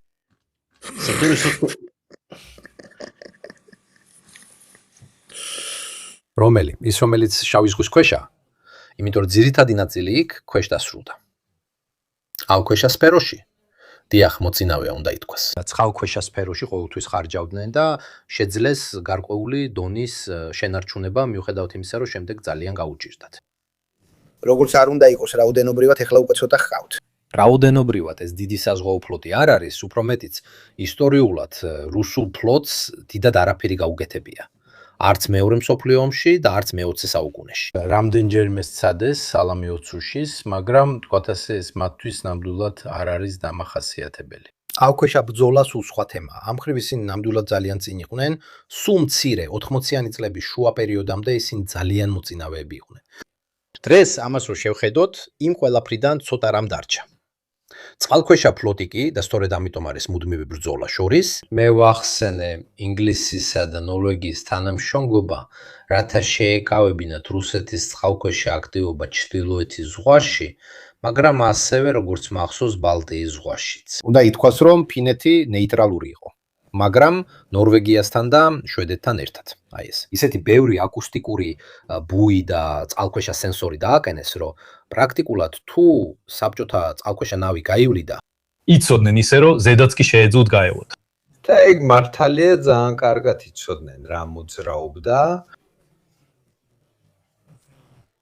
თქვათ, როცა ჩრდილოეთის ზღვაში გადიხარ, უკვე ცოტა უფრო დიდია. სტატიაში სიტუაცია სხვანაირია, მაგრამ მე შენს კონტაქტს ვახსენებ, რომ როცა კურსკი ჩაიძირა, მხოლოდ ნამსხვრევების სამოსაღებადაც კი ნორვეგიელებს დახმარებას თხოვეს. თუ არ დაელოდებოდნენ, მათაც გადაარჩენდნენ, ზუსტად. რომ ელოდნენ დღეები და ასე შემდეგ, კურსკის ტრაგედიის დროს. ხო, ფლოტი კი ნამდვილად პრობლემას ქნის, რადგან საკმარისი ერთი ბირთვული წყალქვეშა ნავი რომ პრობლემები შექმნეს, განსაკუთრებით თუ ეს SSBN-ია, რომელიც სტრატეგიულ რაკეტებს უშვებს და ასე შემდეგ. მაგრამ ეს არ არის ფლოტი, რომელიც, თქვათ, რომელიმე ქვეყანას სირთულეში აქტებს. იფიქრეთ იმაზე, რომ რუსული საზღვაო სტრატეგია, რომელიც ცივი ომისთვის იყო შექმნილი, იყო ასეთი. ჩვენ გემებს ვავსებთ როგორც საჩუქრის ხუთებს, თუ ამერიკულ ფლოტს შევეჯახებით, ვესვრით ყველაფერს, რაც შეგვიძლია, რომ რაც შეიძლება მეტი ზიანი მივაყენოთ. ამერიკელებს, რადგან ვიცოდით, რომ დანარჩენი ფლოტი უკვე ჩაძირული იქნებოდა, ასე რომ ეს თითქმის ქალაქი იყო. და რუსული ფლოტი მოქმედებს დროზე. დრო ოპერაციული ადგილისთვის. კითხულობდი, რომ ბალტიის ზღვა ძალიან მეჩხერია, ასე რომ ძირითადად მარტივია. ერთადერთი გასასვლელია მურმანსკი. რაც ნიშნავს, რომ ნებისმიერი რუსული საზღვაო ერთეული, რომელიც არქტიკაში მოქმედებს, სადაც მისი პოვნა რთულია, ადრე თუ გვიან, მაინც უნდა წავიდეს მარაგების შესავსებად. და მარაგების შესავსებად მას შეუძლია წავიდეს მხოლოდ ერთ საზღვაო ბაზაზე, ფიორდის ბოლოს, სადაც ყველა მიცის სად მდებარეობს. ამიტომ როგორც კი ის გავა, უნდა შეასრულოს თავისი მისია, იცოდეს, რომ ვეღარ შეასრულებს ვერცერთ სხვა მისიას. ამიტომ რუსეთის საზღვაო საფრთხე ნორვეგიის მიმართ შეიძლება გაგრძელდეს 1 ან 2 თვე, ამის შემდეგ კი რჩება მხოლოდ ის 4 ბირთვული წყალქვეშა ნავი, 4 ხელმისაწვდომი, ისინი ძლებენ ბევრად უფრო მეც ვიდრე 4 თვე, მაგრამ ეს უკვე მეკობრულ ომს გავს. ისეთ ომს, როგორიც გერმანელებს ჰქონდათ მეორე მსოფლიო ომის დროს, მეტი არაფერი. მათ უფრო სტრატეგიული განსხვავება აქვთ ვიდრე უბრალოდ პრობლემების შექმნა. მაგრამ თუ შეგიძლიათ ჩაერიო შავი ზღვის ფლოტში, საქმე რთულადაა. დაიწყნარე თავი. არ გამავიზიან. უკვე ვხედავ გათბობას კიევის, კიროვის, მინსკის, სვერდლოვის სექტორებში. არ ინერვიულო, ზეპირად ვიცი. ყველაფერს შორის რაც ხდება, არის კიდე ტრამპის ეს განცხადებაც. შეერთებული შტატები სწავლობენ და ესე ვთქვათ, განიხილავენ შემცირების შესაძლებლობას. გერმანიაში განთავსებული ჯარები, რომლებიც უკვე შემცირებული იყო 90-იან წლებიდან, კვლავაც მცირდებოდა, თუმცა უკრაინაში ომის დაწყების შემდეგ უდნავ გაიზარდა. თუ სწორად მახსოვს 45-50 რაღაც ანდაგვარი. აი ეს ნიშნები, ან ის ფაქტი, რომ ერთ მომენტში დონალდ ტრამპმა თქვა, გამოვაგდოთ ესპანეთი ნატოდან, ნატოში არ არსებობს მექანიზმი, რომ ქვეყანა გააგდო. არა. ის აღარ უნდა გამოვიდეს, უნდა ყველა დანარჩენი გააგდოს, ცოტა კუკუშკასავით, იცი როგორ იქცევა კუკუშკას ბარტი, ბუდეში ჩნდება და მერე ყველა დანარჩენს აგდებს. თეორიულად არსებობს შეჩერების მექანიზმი, რომელიც უნდა დაამტკიცოს უმრავლესობამ, ფაქტობრივად ერთხმად ატლანტიკური საბჭოს მიერ, ანუ ყველა ქვეყანამ, დანარჩენმა ქვეყნებმა უნდა მოილაპარაკონ წევრის შეჩერებაზე. და ბევრად უფრო სავარაუდოა, რომ ყველა შეთანხმდება შეერთებული შტატების შეჩერებაზე, ვიდრე სხვა რომელიმე შეთანხმებაზე. თუ დონალდ ტრამპს მოусმენთ, უნდა შევაჩეროთ ესპანეთი. ასე რომ დავივიწყოთ ეს, მართლა სასაცილოა. ამას მხოლოდ ისინი დაიჯერებენ, ვინც ფიქრობს, რომ ნატო შეერთებული შტატების საკუთრებაა და მას ისე იყენებენ, როგორც უნდათ. და დავტოვოთ მათი რწმენები. ძალიან კარგად ვიცით, რომ მასე არ არის. გერმანიაში ძალების შემცირება სხვათა შორის, როგორც მე ვიცი, კონგრესის დამტკიცებას საჭიროებს. ამიტომ აქაც ისევ მივალთ სიტუაციამდე, როცა მას შეუძლია გასცეს ბრძანება, რომელიც ცნობილია, მაგრამ ბოლომდე ლეგიტიმური არ არის. როგორ დასრულდება ეს ამბავი? ისევ ინსტიტუციური დაპირისპირება ამერიკაში. ამიტომ არა, აქ ისევ დონალდ ტრამპია, ვინც გადაჭარბებულ განცხადებებს აკეთებს და ის თითქოს თამაშობს. ის თამაშობს გლობალური სტრატეგიის გიგანტურ თამაშს. მას აქვს მსოფლიოში ყველაზე დიდი სათამაშო თავის განკარგულებაში. ამერიკის შეერთებული შტატები თავისი ყველა ინსტრუმენტით, მათ შორის სამხედროებით, რომლებიც ყველაზე მეტად ართობს მას და მას სურს თამაში. თამაში მსოფლიოს ყველაზე დიდ სათამაშო მოედანზე, რომელიც ჩვენი უბედურებით სწორედ მსოფლიოა. მაგრამ ის ნამდვილად ვერაცნობიერებს რას აკეთებს. კითხვა ჯორჯიოსთვის, არა ორიოსთვის. მხოლოდ მტრები ეძახიან მას ორიოს. 3 წლის შემდეგ შეეძლებათ ამ დათხოვნილ გენერლებს ახალი ადმინისტრაციის პირობებში დაბრუნება. როგორ გამოვასწოროთ ეს კატასტროფა? ცხადია, თუ კონგრესი მიიღებს ისეთ კანონს, რომელიც ადმინისტრაციულ ქაოსს შექმნის, თეორიულად, რა თქმა უნდა, საკანონმდებლო ხელისუფლებას ამის გაკეთება შეუძლია, თუ პრეზიდენტის მხარდაჭერაც ექნება, ეს შესაძლებელია. მაგრამ უზარმაზარი პრობლემა იქნებოდა სამსახურში დაბრუნება იმ ადამიანების, რომლებიც ამ დროის განმავლობაში უკვე სხვა პირებით არიან შეცვლილი. ამიტომ მე გენერალი B ვიხმები გენერალ A-ს შესაძლებლად, რომელიც დაითხოვეს. იმ მომენტში, როცა გენერალი A უკან იბრუნება, მე გენერალი B, რომელსაც არანაირი ბრალი არ მეკისრება და ჩემს ახალ პოზიციაზე ვარ, უკვე გადაგანაწილეს და ასე შემდეგ, მთელი მანქანა დაკარგე, რა დაბრუნება? ადმინისტრაციულად ეს კოშმარია. თანაც პულიას მაღალი თანამდებობა ეკავა. ანუ ასე არ არის, რომ შტაბის უფროს აიყვან და უკან დააბრუნებ. 122 ყველაფერი რაც მათ შეუძლიათ გააკეთონ არის ის, რასაც კარიერის ის აღდგენას ეძახიან და მისთვის მხოლოდ ადმინისტრაციული კმაყოფილება მიანიჭონ. მაგრამ შეუძლებელია ისინი იმ ადგილზე დააბრუნოს, სადაც ადრე იყვნენ. სამწუხაროდ ეს ადამიანები არიან მსხვერპლი პოზიციისა, ისტორიული მდგომარეობისა, რომელმაც ისინი ამ ისტორიულ მდგომარეობაში ჩააკენა. ახლა ხან კიდევ ერთი მარგალიტი გვეჩუკა ბოლოს სიახლემ.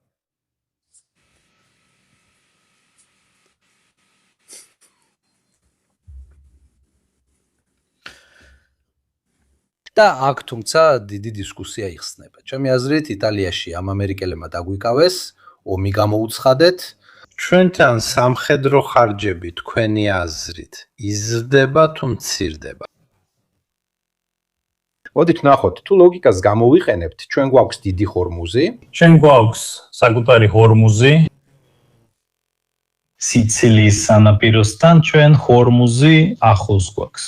ჩვენ იმპორტისა და ექსპორტისთვის ჩვენ საზღვაო ვარ დამოკიდებული. საბედნიეროდ ჩვენ უფრო მეტად ვაჭრობთ ევროპასთან, ვიდრე დანარჩენ მსოფლიოსთან. მაგრამ იმპორტის დიდი ნაწილი საზღვარგარეთიდან მოდის, სხვა ზღვებიდან მოდის. ესე რომ არ არის შემთხვევითი, რომ ჩვენ გვაქვს ფართო ხმელთაშუა ზღვის რეგიონი.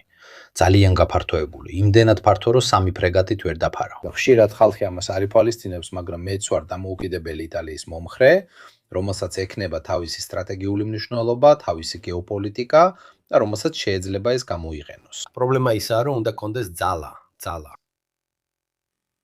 უფასო რაღაცები არ არსებობს.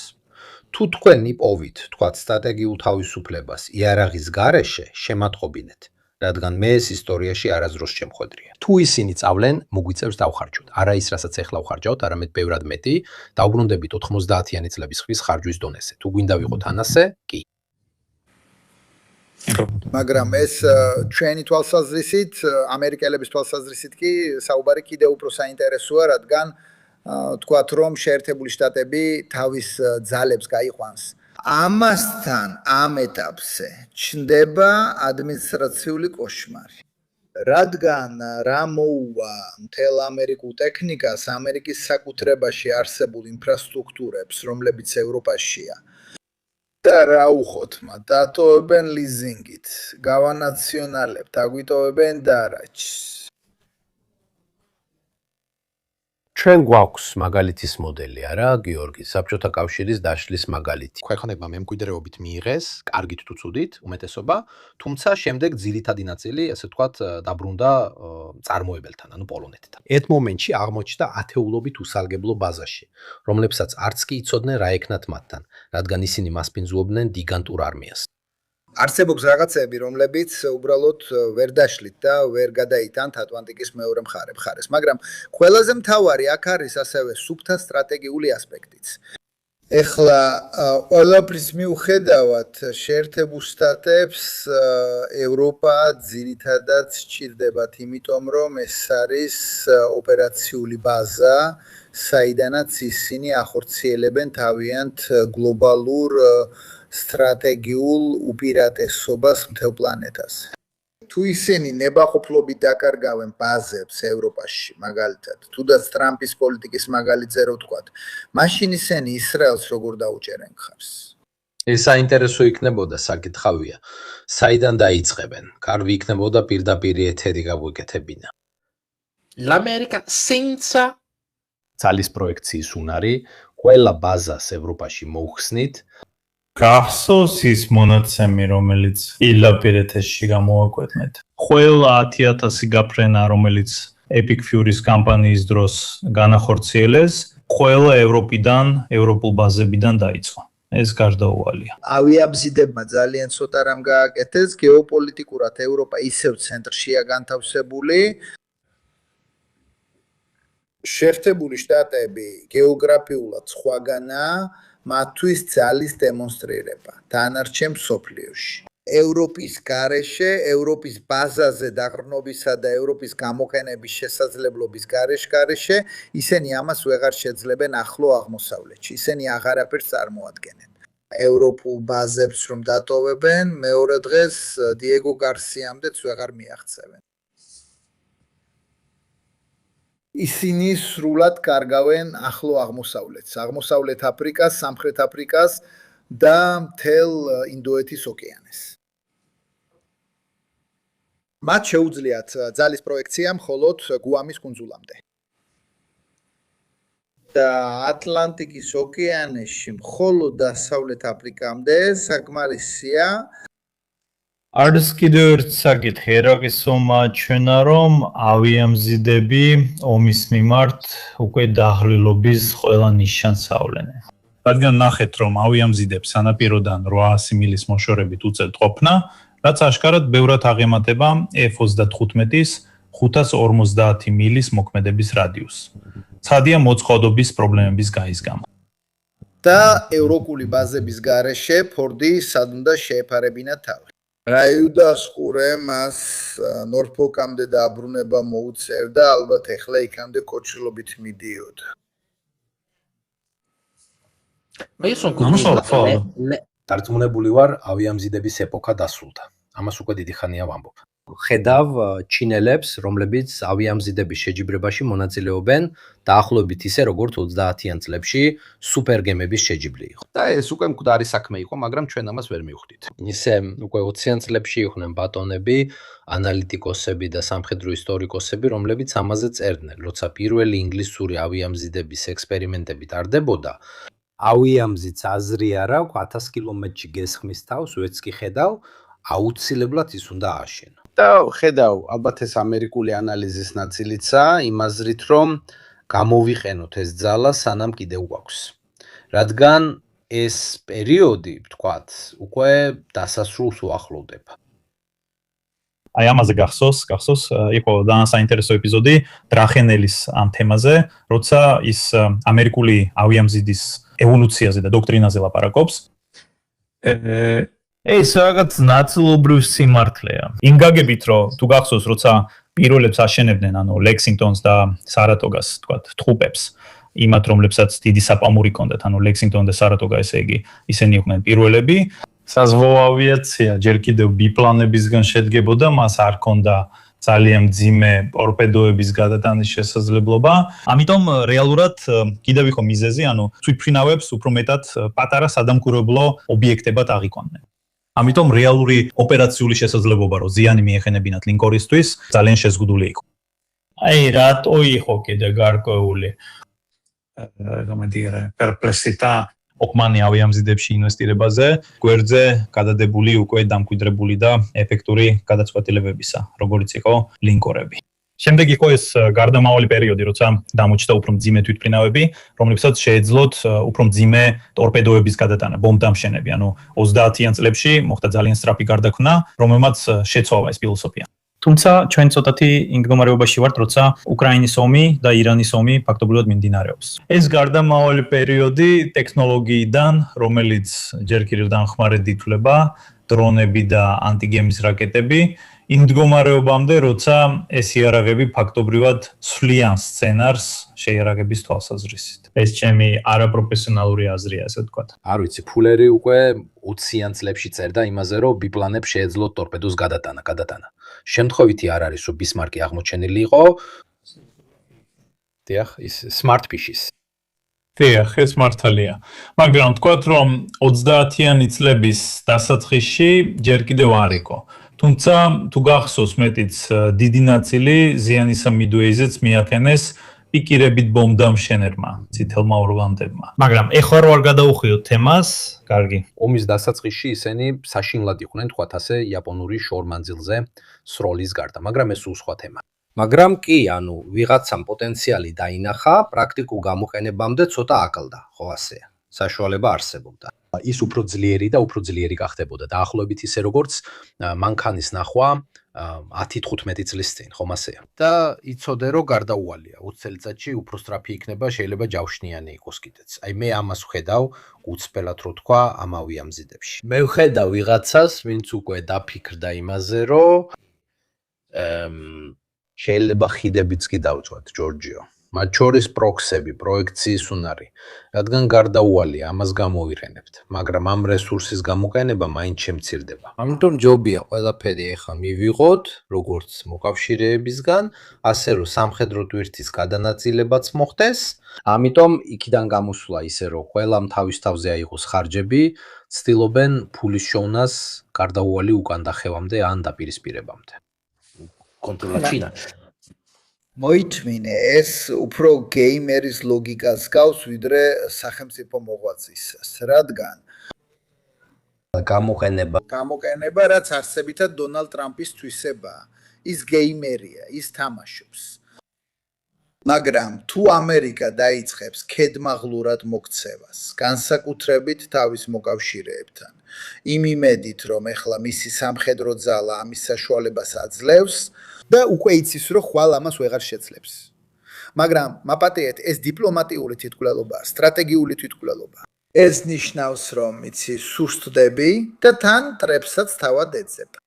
ზუსტად იმ დროს, როცა სუსტები, სწორედ მაშინ დაეცადო, რაც შეიძლება მეტი მეგობარი შეიძინო. მაგრამ მოკლედ ის არ ფიქრობს ამ ეზისავით, თავისებურად ფიქრობს, ანუ მე 4 წელიწადში აქ აღარ ვიქნები. ეს ჩემი დროა, რომ ვითამაშო. მე მაქვს სათამაშო, მინდა გამოვიყენო. არ მინდა ისე მოვიქცე, როგორც ისინი, ვინც ჩემამდე იყვნენ. სათამაშო ჰქონდათ და არასდროს გამოუყენებიათ. მინდა. ეთი რამ, რაზეც გუშინ მირკოსთან საუბრობდით ტელეფონით. ეხლა ნახეთ, რომ ირანული ბალისტიკური რაკეტების მოქმედების რადიუსი უკვე 4000 კილომეტრს აღწევს. გონია, რომ 4000-დან 10000-მდე გადასვლა რაღაც განსაკუთრებულია. ვფიქრობ, ეს ნახტომი განსაკუთრებით თუ სისტემაში ჩართულია მესამე მხარეები, მაგალითად რუსები ან ჩინელები, საბოლოოდ ასე ხდება. ეს უბრალოდ უფრო დიდი მილის და ოდნავ უფრო განვითარებული სისტემების დაკეთების საკითხი. სხვადასხვის არ არის ნათქვამი, მაგრამ წავიკითხე რაღაცეები, სადაც თითქმის შეთქმულების დონეზე იყო მითითებული, რომ ჩრდილოეთ კორეამ ინტერკონტინენტური ბალისტიკური რადისტიკური რაკეტები გადასცა. წარმოიდგინეთ, რომ სერიალ ტერანი ძალიან არ უყურეს. სადაც იყვნენ კორეელები, ჩრდილოეთ კორეელები, მაგრამ იცი რა არის საქმე ვარდო თუ შეგაწყვეტინებ. თუ გინდა 10000 კილომეტრამდე მისვლა, აქ სტრატეგიულ დაბომბვაზე არ არის საუბარი, აქ ბირთვულ დაბომბვაზეა საუბარი. იმიტომ რომ იმ დისტანციებზე ასაფეთქებლის მიტანის შესაძლებლობა არსებობს, მაგრამ მინიმალურია. ანუ შენ მესვრი 100 რაკეტას 10000 კილომეტრიდან რას გამინადგურებ? საჰაერო ბაზას. დატა ცენტრს. ამას უფრო მეტი აზრი აქვს დატა ცენტრი. დატა ცენტრი თუ ნახევარი გამტარების ქარხანა არიზონაში.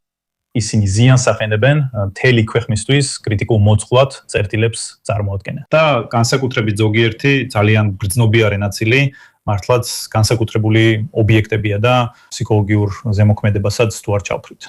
იერავით, რომელიც ერთი ავიამზიდით 13 მილიარდ ნახევარ დოლარი ღირს, რამდენ ბალისტიკურ რაკეტას გააკეთებ 13 მილიარდ ნახევარ დოლარად დღევანდელი ტექნოლოგიების ფასით. გამარჯობა, არ უნდა სწორედ იმაზეა საუბარი, რომ ბიპლანები ეხლა იწყებენ ტორპედოების გამოყენების სწავლას. ნახოთ, ვინც ბალისტიკურ რაკეტებს ავითარებს, იწყებენ უკრაინელები ხა თავიდან ავითარებენ ბალისტიკურ რაკეტებს, ადრე აწარმოებდნენ, SS-18-ებს აწარმოებდნენ, იქ უკრაინაში მზადდებოდა. ყველაზე მასშტაბურად წარმოებული ბალისტიკური რაკეტაა, რაც კი ოდესმე აშენებულა. ტექნოლოგია აქვს ჩრდილოეთ კორეელებს, მალე ექნებათ ირანელებსაც, ყველას აქვს ეს ტექნოლოგია. ამიტომ მონაცემთა ცენტრების კონცენტრირება თავზე დაცვის გარეშე ის საკითხია, რაზეც უნდა დავიწყოთ ფიქრი. აი ეს. შეიცვლება სამიზნეებიც. ანუ სამიზნე აღარ არის ავიამზიდი, შეიძლება იყოს SMC, შეიძლება იყვნენ უდიდესი მწარმოებლები, მაღალი ღირებულების სამიზნეები, რომლებიც აღარ არის კლასიკური სამხედრო ობიექტი, არამედ რაღაც, რასაც ძნელად თუ შეცვლი. თუ SML-ს ეინდჰოვენში დაარტყამ, ტრილიონი ღირებულების რამ გაანადგურე. ეს ხო ბევრად მეტია ვიდრე ავიამზიდი, რომელიც თელეპათიის სემით უამრავ მოძველებულ ტექნოლოგიას ატარებს. დაარტყი ერთადერთ კომპანიას, რომელიც ნახევარგამტარებს აწარმოებს, Intel-ს, თქვათ არიზონაში. კომპანია სტრატეგიულია, ასე ვთქვათ. ეს ცოტა იმაზე გავს, როგორც გერმანიაში ბურთულიანი საფისრების ქარხნების დაბომბვა იყო, რადგან მაშინ ყველაფერი ბურთულიან საფისრებს საჭიროებდა. ამ ბერკუტის ტიპის საწარმოები, სადაც ბოები, სადაც ბენზინის ჰიდროგენაცია ხდებოდა და სინთეზურ ბენზინს ამზადებდნენ გერმანიაში. ეს კარგი კითხვაა, ჯორჯო. შენ როგორ ფიქრობ, არის თუ არა ამ ყველაფრის უკან დამალული გეგმა, რომელიც მალე გამოვლინდება, თუ უბრალოდ გიჟია, რომელმაც ქაოსიდან ისწავლა? რადგან ის შეიძლება ცოტა უცნაურიც იყოს და სარგებლობდეს იმით, რომ მას მომავალი არ აქვს, ასე რომ არ აინტერესებს, რას გააკეთებს შეერთებულ შტატებთან და მსოფლიოსთან. მაგრამ შესაძლებელია, რომ არც იყოს. არ ვამბობ, რომ პოლიტიკური დაბალანსების მცდელობაა, რადგან მან აშკარად მოიგო და ამიტომ რთულია მისი შეჩერება. მაგრამ შესაძლებელია, რომ შიდა ძალებს, სამოქალაქო თუ სამხედროებს არაფერი კონდეთ. არსებობს დებულება, რომელიც აცხადებს, რომ სახელმწიფოს მეთაური უუნაროა გააცნობიეროს იმოქმედოს. მაგრამ ითვალისწინებს, რომ ამას უნდა განაცხადოს ვიცე-პრეზიდენტმა. დადე.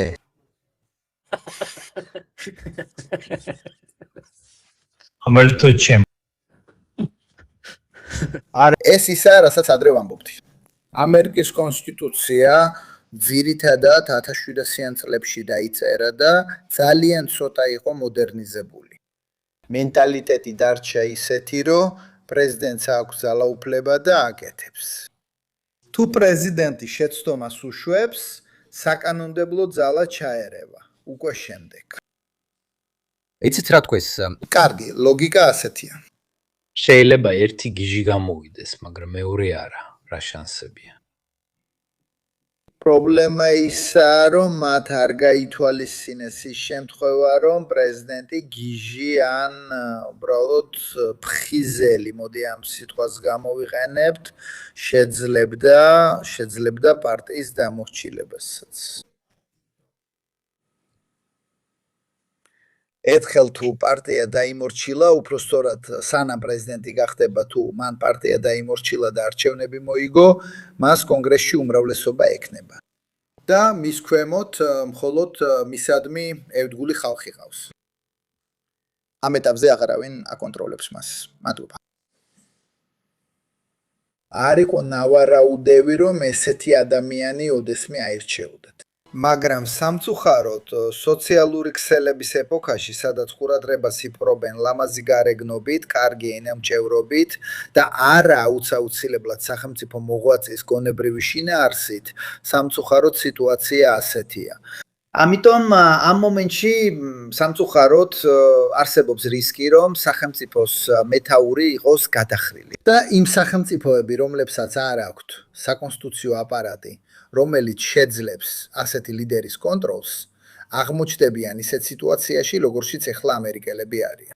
ამ კითხვაზე პასუხი სამწუხაროდ ჩემთვის პირადად ასეთია. მივედი დასკვნამდე, რომ არა, მას არავინ აკონტროლებს. ისევე როგორც პუტინს, მასაც არავინ აკონტროლებს. ორივე არიან ფიგურები, რომლებმაც შეძლეს თითქმის აბსოლუტურ ძალაუფლებამდე მისვლა.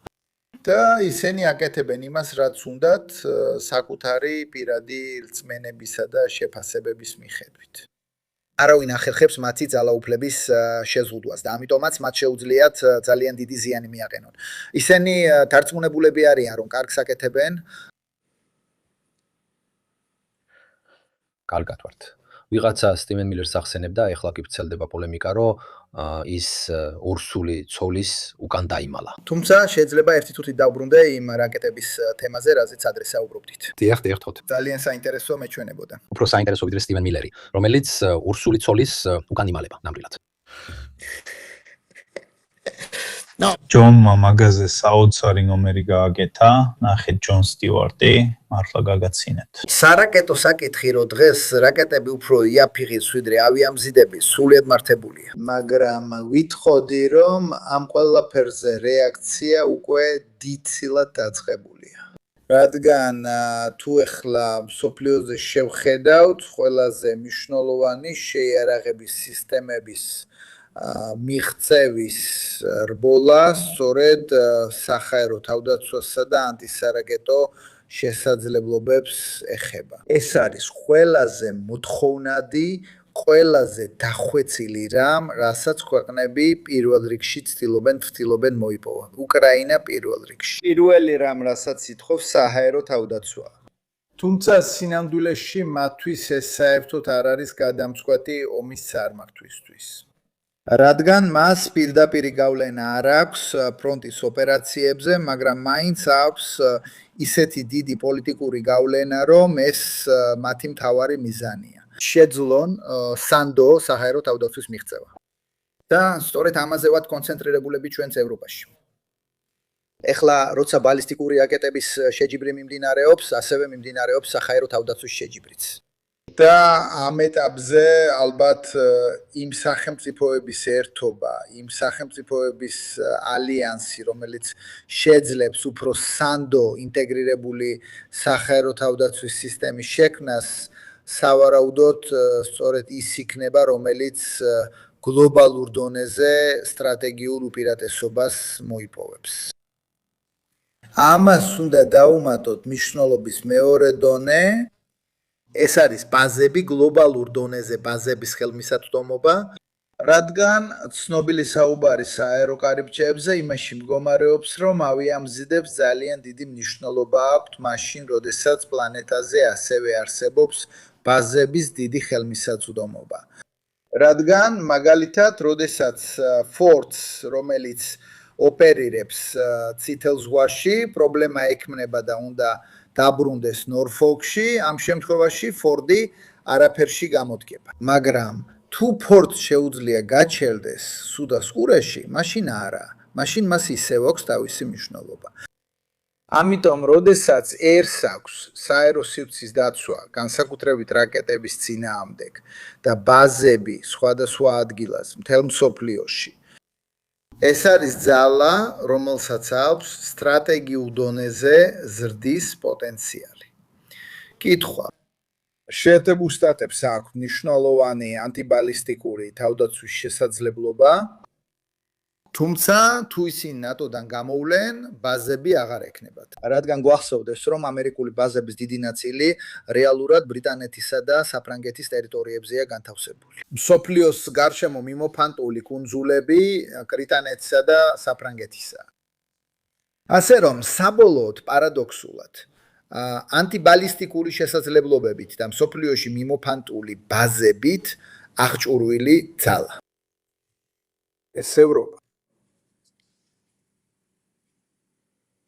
სინამდვილეში ყოველთვის მიკვირდა, რატო არიან ჩინელები ასე შეფრობილები ამ წყეული ავიამზიდებით, როცა მათი მოწინააღმდეგე თეორიულად მათ სანაპიროდან 60 კილომეტრშია. ჩემი აზრით, ეს ნაწილობრივ მოდის გავლენაა, როგორც სხვა ქვეყნებში, მაგალითად გერმანიაში, რომელმაც პირველი მსოფლიო ომის დროს ერთ-ერთი ყველაზე დიდი საზღვაო ფლოტი შექმნა, მიუხედავად იმისა, რომ ყველაზე პატარა კოლონიები ჰქონდა ყველა სახელმწიფოს შორის. ვისთვის სჭირდებოდა კაიზერჰაიხის საზღვაო ფლოტი, რომელიც შემდეგ ვერც კი ტოვებდა პორტებს დანიისგან. ვაჭრობისთვის ბრძოლა. გერმანია იმპორტიორი იყო კაუჩ და ასე შემდეგ, ამიტომაც 20 ლინკორი და 12 კრეისერი ხავდა. ესეც არ აღმოჩნდა საკმარისი. მოსონებასთან. არა, იმიტომ რომ ინგლისს უფრო მეტი ხავდა. მაგრამ აბსოლუტურად მართალია ის, რაც ჯორჯიომ თქვა, ბაზები გჭირდება, რადგან თორემ ამ შესანიშნავი ავიამზიდებით სახთამდებარე პატარა კუნძულის გარშემო თუ იტრიალებდა, მეც ვერსად წახვალ. ბაზები, როგორც ჩემს ხარეში იტყოდნენ, ნასესხებია ყოფილი კოლონიური ძალებისგან, რადგან ეს კოლონიური მემკვიდრეობა. მერე დიეგო გარსია და ეს ადგილები, მოდი თავს ნუ მოვიტყუებთ და საფრანგეთს უფრო მეტი აქვს ვიდრე ინგლისს. დიახ, სინამდვილეში კი. მას უფრო მეტი აქვს კაფანტული ოკეანიაში, ახალი კალედონიის რეგიონში, ამ ადგილებში, ორი სიტყვა პალანტირზე. ბოლო დროს დიდი აუზაური ხდება ხელოვნური ინტელექტის და მხარდაჭერის სფეროში. პენტაგონი და სხვა, თქვათ, საკმაოდ საინტერესო ფიგურები. პატარა შენიშვნა, როცა რაკეტებზე საუბრობდი, მართალია რომ ამაზე ბევრი მუშაობენ თავდაცვით დონეზე, თუმცა ამერიკელები ჰიპერსონიკულ ტექნოლოგიებში ცოტა ჩამორჩებიან, როგორც ჩანს, სურთ Dark Eagle-ის სისტემის შემოტანა. ვესაუბრებოდი იმ სტატიაზე, რომელსაც გაჩვენებდით გაზეთიდან, გაითვალისწინეთ, რომ გაზეთები არიან. მიხარია, რომ ხედავ ხარისხის დაბალი დონე მხოლოდ იტალიაში კი არა, სხვაგანაც არსებობს. Middle East Eye და იქვე ამატებენ IMARS. კარგი. ალბათ რაღაც არის. მეტად ბევრი არ ვიცი რომ მათ შეიმუშავეს სისტემა ვერსალების იდენტიფიკაციისთვის, რომელიც შემდეგ იმ სკოლაში გამოიყენეს, რადგან ასე სჯეროდათ. სამხედრო რესურსი, თუმცა ცოტა ხნის წინ გამოვიდა. სამაგიეროდ ძალიან საინტერესო რამეა მათი ჩინური ანალოგი, რომელიც დაახლოებით იგივე ტიპის სამუშაოს ასრულებს, ძირითადად აგროვებს ინფორმაციას სოციალურ ქსელებიდან და ქმნის მას. მათ შეძლეს მაგალითად კარგად დააკვირდით, რომ ჩინელები არიან საზოგადოება, რომელსაც უთვალთვალებენ ბიორიების შესახებ უბრალოდ ოსინტის გამოყენებით და B2-ებსა და სხვადასხვა აეროპორტის საკონტროლო კოშკებს შორის სამოქალაქო კომუნიკაციების თვალყურის დემით. ამიტომ სხვადასხვა ინფორმაციის, ავიატრანსპორტის მოძრაობის, აეროპორტებთან კომუნიკაციების და სხვა მონაცემების შერწყმით, მათ შეძლეს ფაქტობრივად აქტივების ნაწილის მიკვლევა. მარკო, შეურაცხყოფის გარეშე გამოგიჭირებ თქვი, რომ ისინი თებევლის ბოლო კვირაში შეუტევდნენ, ზუსტი დღეც გამოგიცანი. ეს არ არის ისეთი რამ, რისთვისაც მარკონის არჩევა დაგვჭირდება. ისინი 150 თვითმფრინავს გადაადგილებდნენ. ეს მთელმა პლანეტამ დაინახა. მარტივი იყო. მანქანებიც მოძრაობდნენ, ასევე ძალებიც. იმ მომენტში სად გადიან და რას აკეთებენ, ეს სულ სხვა ამბავია. განსაკუთრებით ამ ყოველფრის ორგანიზება. ერთი რამეა უბრალოდ ასე ზედაპირულად იცოდე, მეორეა რომ კონდეს წარმოდგენა რესურსების მდებარეობაზე, რას აკეთებენ. და ეს უკვე სულ სხვა ამბავია. ეს ნიშნავს მაგალითად ავიღოთ ის ტიპი, რომელიც მანქანით გადის და კოდური სიტყვებით ამბობს, რა შენიშნა ახლა ხანს. გაფრენის ბილიკზე ან სამხედრო ბაზის ჰანგარებთან ახლოს გაჩერებულ თვითმფრინავებზე, სადაც ახლო აღმოსავლეთში, ან სხვა სტრატეგიულ აეროპორტებში. მაშინ ასე ვთქვათ, რომ ავიამზიდები არ არიან ნავსადგურში? კი, სინამდვილეში არა. ეს თქვა იაპონელმა ჯაშუშმა პერლ-ჰარბორში მგონი ასე იყო, დიდი ამბავი. მაგრამ ამ ყველაფრის ერთად შეკრება, აი იაპონელებმა ყველაზე მნიშვნელოვან მომენტში პოზიციაც კი დაკარგეს. გახსოვს, ცნობილი ჰიდროთვითმფრინავი, რომელიც უნდა დაფრენილიყო, ადგილზე დაცვა დახვდა და რა თქმა უნდა ვერ მოახერხა საწვავის შევსება. და ამიტომაც არ იცოდნენ, რომ ავიამზიდები უკვე პორტიდან გამოსულები იყვნენ. მახსოვს Midway-ზე საუბრობთ, ეს უფრო ისტორიკოსი ნერდებისთვისაა, ესე ვთქვათ, მაგრამ საქმე ისაა, რომ OSINT-ის სისტემები, ესენი არიან სისტემები, რომლებიც აერთიანებენ ინფორმაციას მრავალი თითქოს და უმნიშვნელო წყაროდან. ფაქტობრივად ინფორმაციის საიდუმლოება და გაუმჭვირვალობა უკვე ქრება. არც ერთი. შესაძლოა ამიტომ ბრუნდება ბალისტიკური რაკეტები, ძალიან კარგად იცის საიდან გაეშვება და ძალიან კარგად იცის სად მოხვდება. რადგან ტრაექტორიას მართლა ითვლი მოტოროლათი, სხვათა შორის ნერდი 78020-ზე. მაგრამ მერე გადაიჭირა ის. მე არ ვეთანხმები გიორგის სრულად ზოგ საკითხში, იმიტომ რომ მე ვფიქრობ, რომ ბრძოლა რაკეტების წინააღმდეგ ერთია, განსაკუთრებით მანევრირებადებთან და ასე შემდეგ. ეს ბრძოლა არ ვამბობ, რომ წაგებულია, მაგრამ ყოველთვის ერთი ნაბიჯით უკან ხარ. რადგან უნდა იფიქრო, რას გააკეთებს გიჟი ცხენი, გულისხმობ მაგალითად ჰიპერსონიკებს. ფაქტობრივად უნდა გამოიცნო, რას გააკეთებს გიჟი ცხენი. და ეს რბოლა სულ უფრო მეტად გაზრდის ენერგიის დანახადს. ანუ ჩაუმბდებს სულ უფრო მეტი ენერგია სჭირდება, ის სულ უფრო ძვირი ხდება, უნდა დაარტყა მას სულ უფრო ადრეულ ფაზაში ან ბოლო ფაზაში, რადგან შუალედური ფაზები უკონტროლო ხდება. და არ ვიცი, მე ამას ხედავ როგორც აღმართზე რბოლას. ძალიან რთულია. მაგალითად გლაიდინგი აპარატი, რომელიც ნამდვილი ქაოსი ხდება. LGV ან კიდევ უარესი ჰიპერსონიკები, თქვა სუფთა სახით. მე ამას ხედავ როგორც მარათონს, სადაც ყოველთვის ერთი ნაბიჯით უკან ვართ ამ ბრძოლაში, ქვემეხსა და ჯავშანს შორის. და პირდაპირი ენერგიის იარაღები შეიძლება არ იყოს გამოსავალი. ელექტრომაგნიტურმა იარაღებმა აჩვენეს ლულის წვეთის დონე. გავიხსენებთ, რას აკეთებენ ახლა იაპონელები. რომლებსაც ჯერ კიდევ უამრავი პრობლემა აქვს მოსაგვარებელი, არავინ იცის, შეძლებენ თუ არა ოდესმე მათ გადაჭრას, ასე რომ თუ ვინმე არ გამოვა რაიმე რევოლუციურთან პირდაპირი ენერგიის სფეროში, მე ამას ვხედავ. ასე რომ უპასუხეთ კითხვასაც, რატომ არის სიგნალის ჩახშობა მაინც უფრო მარტივი, ვიდრე მისი აღმოჩენა? როგორ ხედავთ ლაზერულ იარაღებს, როგორც ანტისარაკეტო სისტემებს მომავალში? სინამდვილეში ჯერ ერთი საკმარისი დრო არ გაქვს, რომ ლაზერით დაარტყა ობიექტს, რომელიც მაქსიმუმ 7, მაქსიმუმ 10, მაქსიმუმ 12 სიჩქარით მოძრაობს. საერთოდ არ გაქვს დრო, რომ მოახერხო მისი მოხვედრა. შეამჩნიეთ ეს. ის, რასაც ახლა ისრაელის ექსპერიმენტულ დონეზე იყენებენ, 85 წამს ანდომებს დრონის დასაწვავად. ასე რომ მას სჭირდება დრო. ეს არის სიმძლავრის პრობლემა. ეს არის დაგროვილი სიმძლავრის პრობლემა. თუ გექნებოდა ლაზერი, რომელიც 100 მეგავატს გამოიმუშავებს, პრობლემა ის არის, რომ სჭირდება 100 მეგავატის ენერგიის მქონე წყარო, რომელიც პრაქტიკულად უნდა გაისროლოს 1/10 წამში. ასე უბრალოდ ვერ გადატენა. ფიქრობ, კონდენსატორები აკეთებენ ამ სათმეს. მაგრამ დაუშვათ, რადგან არ გვიყვარს ამის თმა, დაუშვათ, რომ ეს გაქვს. და შენ ამ ბალისტიკური რაკეტების საწინააღმდეგო ლაზერ უქვემეხს განათავსებ, რამდენი დაგჭირდება მაგალითად იტალიის დასაფარად გათვალისწინებით გაფანტვას?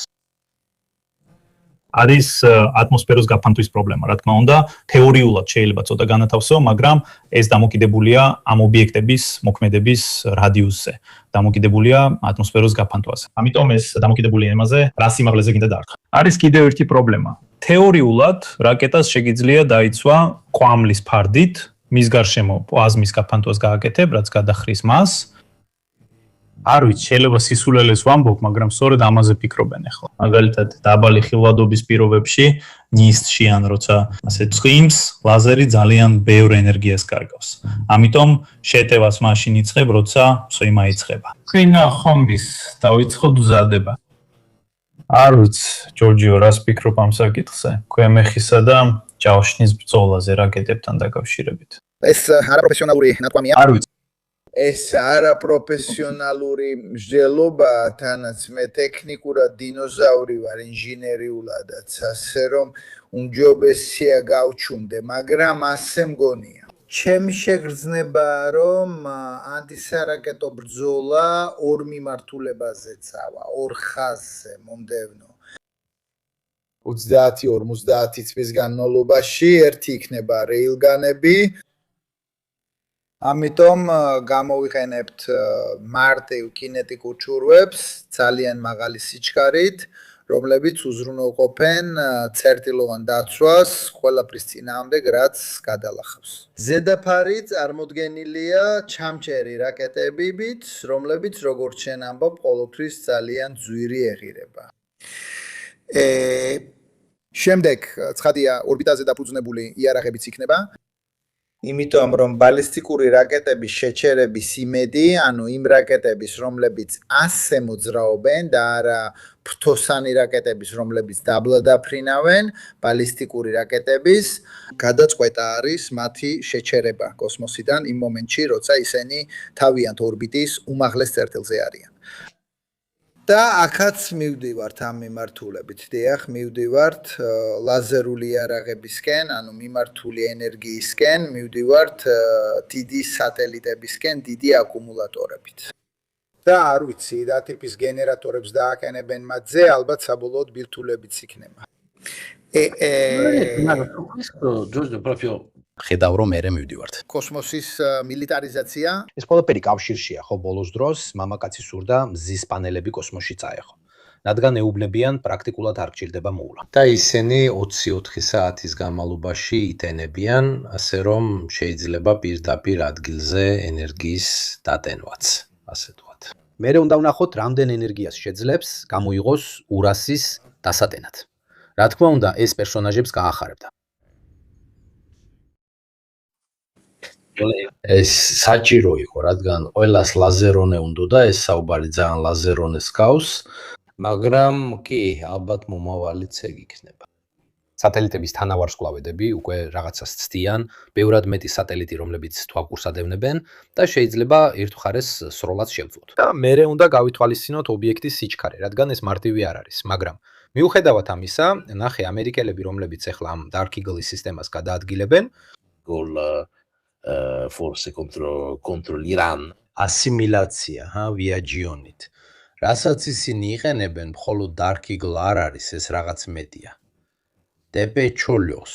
ირანული გადაჭერები ფიქრობ ეს უფრო ექსპერიმენტისთვისაა, რეალურ გარემოში გამოსაცდელად საბაბია. და ასეა, რადგან მას აქვს ირანული შესაძლებლობები, რომ გადაიჯიროს რაღაცები ბავარა 373-ის მიღმა, მისი რომელიმე პროფესორისგან, რაც არ არის მაინც განსაკუთრებული. ამიტომ რომ არ გავწეროთ, დასვნები.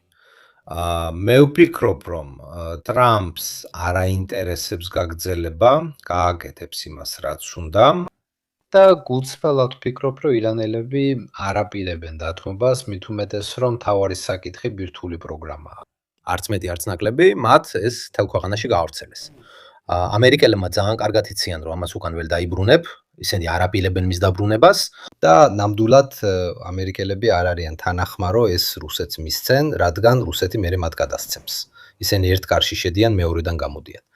ფიქრობ, რომ ტრამპისთვის ყველაზე აშკარა და ყველაზე სულელურ ამის შორის არსებობს თავდასხმების კიდევ ერთი რაუნდი. ფიქრობენ, რომ იგივე რეცეპტით, როგორც ადრე, რამეს შეცვლიან. ეს ჩემი აზრია. ასე რომ ამას აკეთებ, რადგან ასე უფრო ერთობა. მე წავიკითხე ერთი აზრი, საკმაოდ არაჯანსაღი იდეა, რომელიც ძალიან ცოტა ადამიანს მოეწონა. რობერტ პოლკი, ანალიტიკოსი და პროფესორი სკოლა უნივერსიტეტში, ამბობდა, რომ ტრამპს რუსების მხარდაჭერა სჭირდება, რომ გახსნას ეს წნეხი. ამიტომაც შეიძლება მან ზეწოლა მოახდინოს ევროპელ მოკავშირეებზე, რომ გააუქმონ მხარდაჭერა უკრაინის მიმართ, სანაცვლოდ კი მიიღოს მხარდაჭერა. ეს არის მოსაზრება. არის ერთი რამ, ერთი სცენარი, თუმცა მე მას შევთავაზებდი. თქვათ, ეხლა არ მივცეთ ეს იდეა. ვიმედოვნებ, რომ ტრამპს მისთვის არასდროს მოусმენია. ეს იყო NBC-ზე ძალიან სამწუხაროდ ჩვენგან წაიღეს ეს ამბავი. მაგრამ მან უკვე სადა კიდევ რა ზეწოლა შეიძლება მოახდინოს. ზუსტად. მე თეორიას ვერ ვხედავ. იმის გათვალისწინებით, რამდენად ცოტა სურდა რუსეთს ჩარევა თავდასხმაში. ეს ასეა ბჭყალებში. კიდევ ერთი მოკავშირე ვენესუელას შემდეგ. სხვათა შორის ირანელები სულად არიან ჩართული, ესე რომ ისინი იქ არიან და უნდა ვნახოთ რა მოხდება ასევე ყურეში. აზნან გვახსოვდეს, რომ ეს ნაბიჯი არაბთა გაერთიანებული საამიროების, რომელიც ტოვებს OPEC-ს, ძალიან მნიშვნელოვანი სიგნალია. როგორც ნავთობის მწარმოებელთა კარტელისთვის, ასევე ამ რეგიონის ყველაზე დიდი საინვესტიციო ფონდისთვისაც. ის საუდის არაბეთის არ არის, არამედ ემირატებისა, ასე რომ. შეიძლება სხვა ქვეყნებიც მიყვნენ მათ მაგალითს, რადგან მათაც სჭირდებათ ის, რასაც ეხლა კარგავენ, დაიბრუნონ. ეხლა თუ შენ თავს დააღწევ ფიქსირებულ ფასს, შეგიძლია დააყენო როგორც გინდა. კიდევ ერთი საკითხიც არის, დიდი ხანი ამ თემაზე უჭირთ.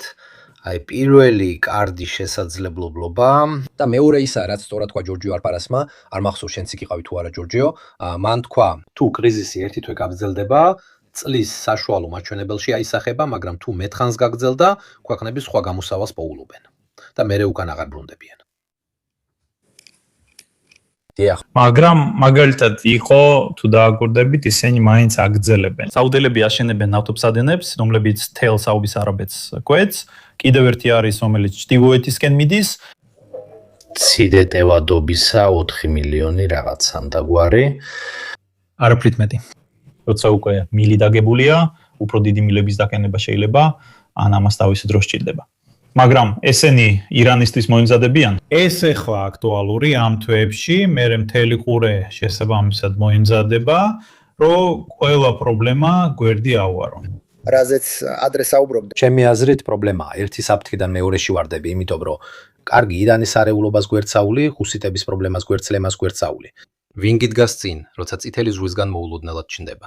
ისე არაა, რომ უბრალოდ გვიყურებენ. ისინი გვიყურებენ, გვაგვირდებიან.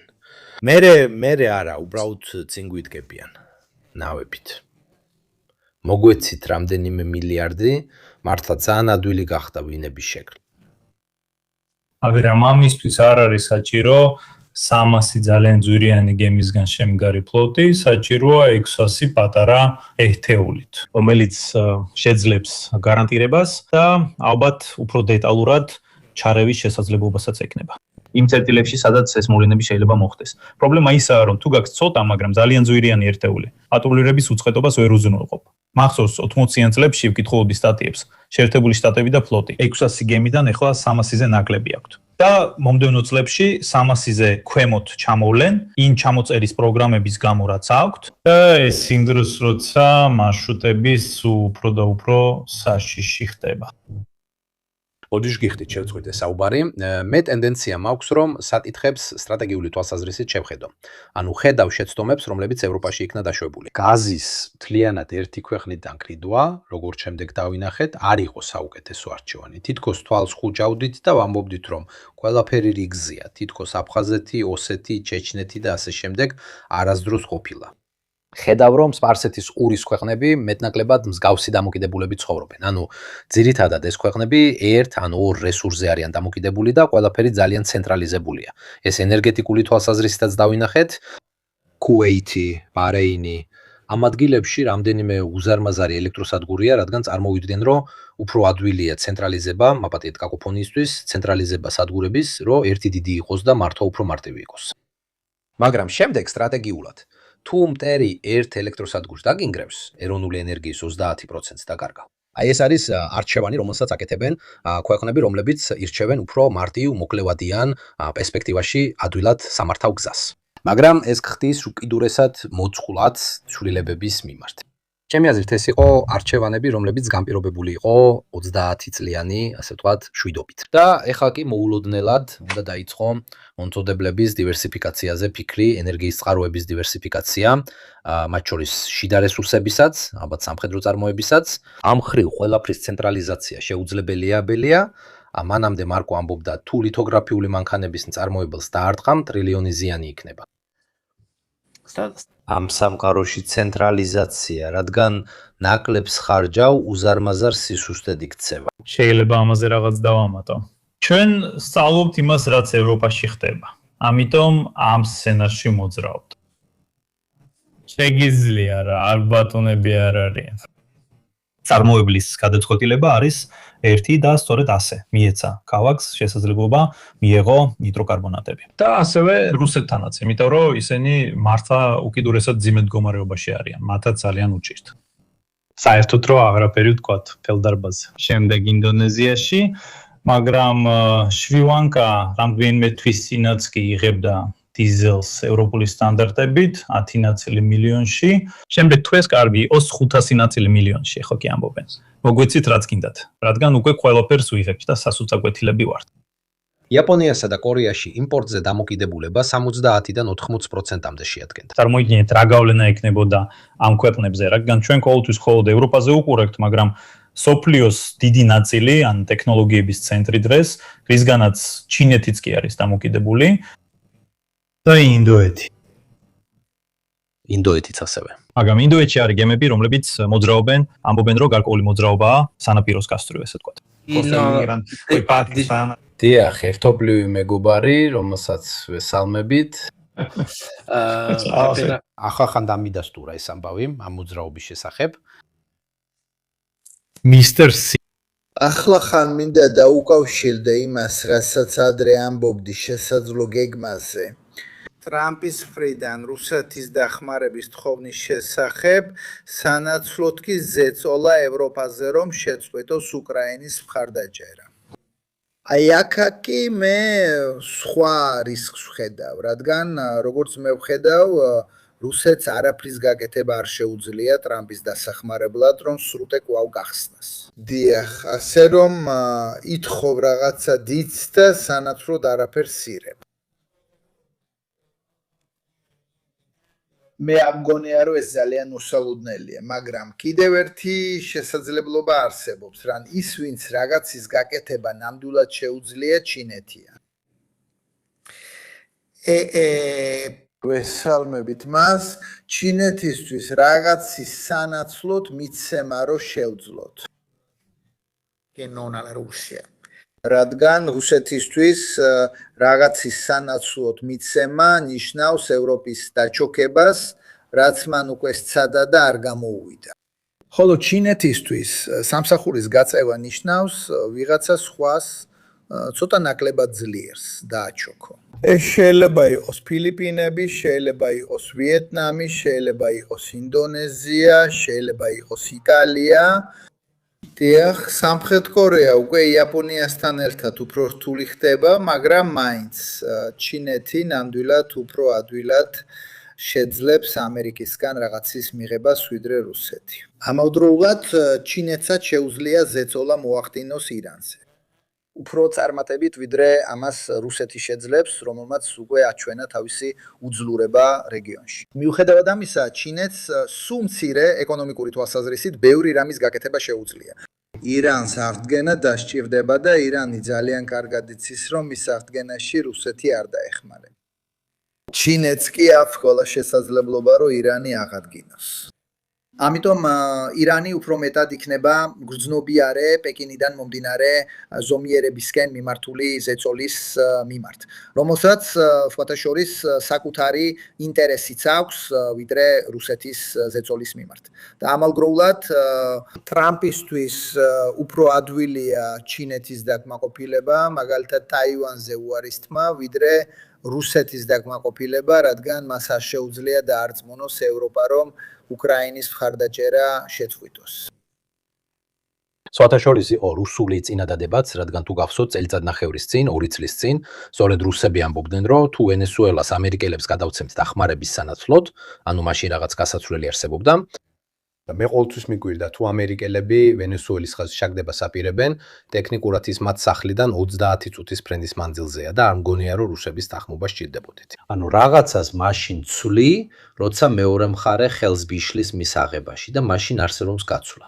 იქ ესეთი გაცვლა არ ყოფილა. მაგრამ ეს მაინც აჩვენებს, რომ ასეთი იდეები ერთგვარად ჰაერში ტრიალებს ერთი მხრივ. დიახ, მეორე მხრივაც სამწუხაროდ დიახ. აი ეს. ბატონებო, რა უნდა გითხრათ? მეწოდება დანიელე, რომელიც გაბრაზებულმა ალბათ ტელეფონი გაანადგურა, სხვა ჯუნტანოს ვიპოვით, ნუ იდარდებთ, ეს ამბავი აქ ამთავრდება. არც ეს ამბავია დასრულებული. დამშვიდით, ასე თუ ისე. აი ნუ ჭამთ მანქანაში, რადგან უკეთესია სახლში ჭამოთ, ნაკლებად იმოძრავეთ. რადგან საბოლოოდ გამოსავალი ან ბლოკადა იქნება, რაც ადრე თუ გვიან კიდევ უფრო დიდ კრიზისამდე მიგვიყვანს, ან შეტევების განახლება, რაც გარდაულად არაფერს მოიტანს. იმიტომ რომ არ ინგრევიან, არ ნებდებიან და მსგავსიც არ ხდება. უფრო მეტიც, ალბათ ირანის მხრიდან იქნება თამიმდეულ პასუხი, იქ სადაც შეუძლიათ დანარჩენ ადგილებში. ამიტომ ყველაფერი მეტნაკლებად იგივე რჩება, თუ არა ტრამპი. იცით, შეიძლება ერთ დილას გაიღვიძოს, თქვას მისია შესრულებულია და სახლში წავიდეს. თუმცა ამჯერად გონი ზედმეტად ჩაერთო პროცესში, იმისთვის რომ შეძლოს, თქვათ, მოწესრიგებულად უკან დაიხიოს. სამწუხაროდ, ვენესუელის რეცეპტმა აქ არ იმუშავა. პატარა შენიშვნა, რომელსაც ყოველთვის ბოლოს ვამატებ, ნუ დავივიწყებთ, რომ ამ არეულობაში ნახევარი წილი ისრაელსაც ეკუთვნოდა, რომელიც შეუპოვრად აგრძელებს თავის გეგმას. და მათ ნამდვილად აქვთ გეგმა, რადგან ისინი, როგორც რუსები, გეგმის გარეშე ტუალეტშიც კი არ მიდიან. ასე ვამთავრებთ ბოლო ციტატას კაჩიო ოქტობრე როსოდან და მათთვის ყველაფერი მისაღებია. უფრო მეტიც, ეხა ისინი ეხმარებიან არაბთა დაერთიანებულ საამიროებს რკინის გუმბათით და სავარაუდოდ სამხედრო კონტრაქტებით, რომლებიც კიდევ უფრო დაახლოებს სპარსეთის ყურის ქვეყნებს. რომ არ ვიცი როგორ გაიგეს ეს ამბავი სწორად, იმიტომ რომ საკმაოდ ნათელია რომ სწორედ ისრაელელები იყვნენ, ვინც ამერიკელები ამ იდეაში ჩაითრიეს. თუმცა, ეხა სპარსეთის ყურის მონარქიები ეძებენ დახმარებას, ასე ვთქვათ, ისრაელში. ისრაელის ბაზები არ იქნებოდა ნაკლებად მიზიდველი ირანელებისთვის, ვიდრე ამერიკული ბაზები. ასე რომ, ზუსტად ვერ გაიგებ რა ხდება. თუმცა, აშკარად აბრაამის შეთანხმებები ბევრად უფრო ძლიერია, ვიდრე ყველაფერი, რაც ახლა ხდება. ღაზა და დანარჩენი. ფულს უნი არ უდის, ნახავთ. დიდი მადლობა ყველას, მადლობა პოლკოვნიკს, მადლობა მარკობუსის, მოროს, იმისთვის რაც იყო, მადლობა. M5 კადრს და პაულოსაც, რომელიც სამწუხაროდ ვერ შეძლო, მაგრამ აინაზღაურებს. ღამემშვიდობისა ყველას. ნახვამდის, ღამემშვიდობისა. ღამემშვიდობისა.